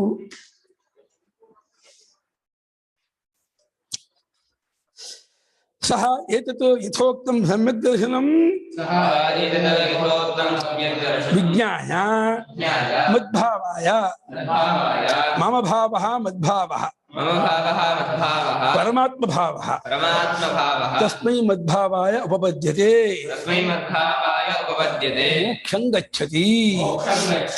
ಆ ರೀತಿ ಇರ್ತಕ್ಕಂತಹ ಭಕ್ತ ಇದ್ದಾನಲ್ಲ, ಆ ವಾಸುದೇವ ಭಗವಂತನೇ ಎಲ್ಲವೂ ಅಂತ ನಿರಂತರವಾಗಿ ಅನುಸಂಧಾನ ಮಾಡ್ತಿರುವಂತಹ ಮಹಾತ್ಮ, ಅವನು ಮೇಲೆ ಹೇಳಿದ ಸಮ್ಯಕ್ ದರ್ಶನವನ್ನ, ಯಥಾರ್ಥ ಜ್ಞಾನವನ್ನ ಗೊತ್ತು ಮಾಡಿಕೊಂಡು ತಿಳ್ಕೊಂಡು ಅವನಿಗೆ ಅನುಭವ ಪರ್ಯಂತವಾಗಿ ಜ್ಞಾನ ಊರ್ಬಿಡುತ್ತದೆ. ಯಾಕಂದ್ರೆ ಅವನಿಗೆ ಅದು ಬಿಟ್ಟು ಬೇರೆ ಇಲ್ಲವೇ ಇಲ್ಲಲ್ಲ ಅವನ ಜೀವನದಲ್ಲಿ, ಅದು ಒಂದರಲ್ಲೇ ಮುಳುಗಿರೋದ್ರಿಂದ ಅವನಿಗೆ ಆ ಭಗವದ್ಭಾವ ಆ ಪೂರ್ತಿ ಊರ್ಕೊಂಡ್ಬಿಟ್ಟು ನನ್ನ ಭಾವಕ್ಕೆ ಅಂದರೆ ಪರಮಾತ್ಮ ಭಾವವನ್ನು ಹೊಂದೋದಕ್ಕೆ ಅವನು ಸಮರ್ಥನಾಗ್ತಾನೆ, ಯೋಗ್ಯನಾಗ್ತಾನೆ, ಉಪಪದ್ಯತೆ ತಕ್ಕವನಾಗ್ತಾನೆ. ಮದ್ಭಾವಾಯ ಉಪಪದ್ಯತೆ ಅಂದರೆ ಮೋಕ್ಷಂ ಗಚ್ಚತಿ ಎಂದು ಅವನು ಮುಕ್ತನಾಗ್ಬಿಡ್ತಾನೆ. ಅವಿದ್ಯಾ ಕಾಮ ಕರ್ಮದಿಂದ ಬಿಡುಗಡೆ ಹೊಂದಿಬಿಟ್ಟು ನಿರಂತರವಾದ ಪರಮಾತ್ಮ ಸ್ವರೂಪದಲ್ಲಿ ಸೇರೋಬಿಡ್ತಾನೆ. ಪರಮ ಶಾಂತಿಯನ್ನ, ಪರಮ ಆನಂದವನ್ನ, ಪರಮವಾದಂತಹ ಮಿಗಿಲಾದಂತಹ ಆ ಪರಮಾತ್ಮ ಭಾವವನ್ನ ಹೊಂದಿ ಅಲ್ಲೇ ಇದ್ಬಿಡ್ತಾನೆ. ಅವನಿಗೆ ಪ್ರಪಂಚದಲ್ಲಿ ಯಾರಾದ್ರು ಕೂಗಿದ ಅದು ಅವನಿಗೆ ತಳಮಳ, ಅವನಿಗೆ ಹಿಂಸೆ. ಆ ಪ್ರಪಂಚದ ಸಂಬಂಧ ಬೇಡ, ವ್ಯವಹಾರ ಬೇಡ, ಲೌಕಿಕ ಬೇಡ ಅವನಿಗೆ. ಯಾಕೆಂದ್ರೆ ಅಸತ್ಯ ಅದು ಒಂದು. ಈ ಕಾಲ್ಪನಿಕದಕ್ಕೆ ಯಾಕೆ ಬರ್ತಾನೆ? ಕಲ್ಪನೆಗೆ ಬೆಲೆ ಕೊಡೋದಿಲ್ಲ ಅವನು, ಈ ಕಡೆ ಬರೋದಿಲ್ಲ, ಅವನು ಬೇಕಿಲ್ಲ ಅವನಿಗೆ. ಜನರಿಗೆ ಎಳಿತಾ ಇರೋದು ನಮ್ಗೆ ಬೇಕು, ನೀವು ಬೇಕು, ನೀವು ಅಂತ ಅನ್ನೋದು ಅವನಿಗೆ ಯಾರೂ ಬೇಡ, ಎಂಥವನು ಬೇಡ. ಆತ್ಮಾರಾಮನಾಗಿ ನಂದತಿ ನಂದತಿ ನಂದತ್ಯೇವಾದ ಅವನು ಆತ್ಮ ಅಂದಾಗಿರ್ತಾನೆ. ಅಂಥವ್ ನೋಡಿ ಭಗವಂತ ಯಾರಿಗೆ ನಾನು ಸಿಗ್ತೀನಿ ಅನ್ನೋದನ್ನು ಒಂಥರ ಇಂಡೈರೆಕ್ಟ್ ಹೇಳ್ದಂಗಾಯ್ತು. ನಿರಂತರವಾದಂತಹ ನನ್ನ ಭಾವವನ್ನು ತುಂಬಿಕೊಂಡಂತಹ ಮಹಾತ್ಮನು ನನ್ನನ್ನು ಕಂಡ್ಕೊಳ್ತಾನೆ, ನನ್ನನ್ನು ಅರ್ಥ ಮಾಡ್ಕೊಳ್ತಾನೆ, ನನ್ನಲ್ಲೇ ನೆಲೆ ನಿಂತ್ಕೊಂಡು ನನ್ನ ಸ್ವರೂಪವನ್ನೇ ಪಡ್ಕೊಂಡ್ಬಿಡ್ತಾನೆ, ನಾನೇ ಆಗ್ಬಿಡ್ತಾನೆ. ಆದವನೇ, ಮುಂಚೆಯೂ ಆದವನೇ, ಏನೋ ಉಪಾಧಿ ಸಂಪರ್ಕದ ಬೇರೆ ಆದವನಂತೆ ಆಗಿದ್ನಲ್ಲ ಅಜ್ಞಾನದಿಂದ ಅವಿದ್ಯೆಯಿಂದ, ಅವಿದ್ಯೆ ಹೋಗಲಾಗಿ ಪರಮಾತ್ಮ ರೂಪವನ್ನು ಪಡೆದ್ಬಿಡ್ತಾನೆ, ಮುಕ್ತನಾಗ್ಬಿಡ್ತಾನೆ. ಆಯ್ತು, 11 ಗಂಟೆ ಆಯ್ತು. ಕೇಳಿ.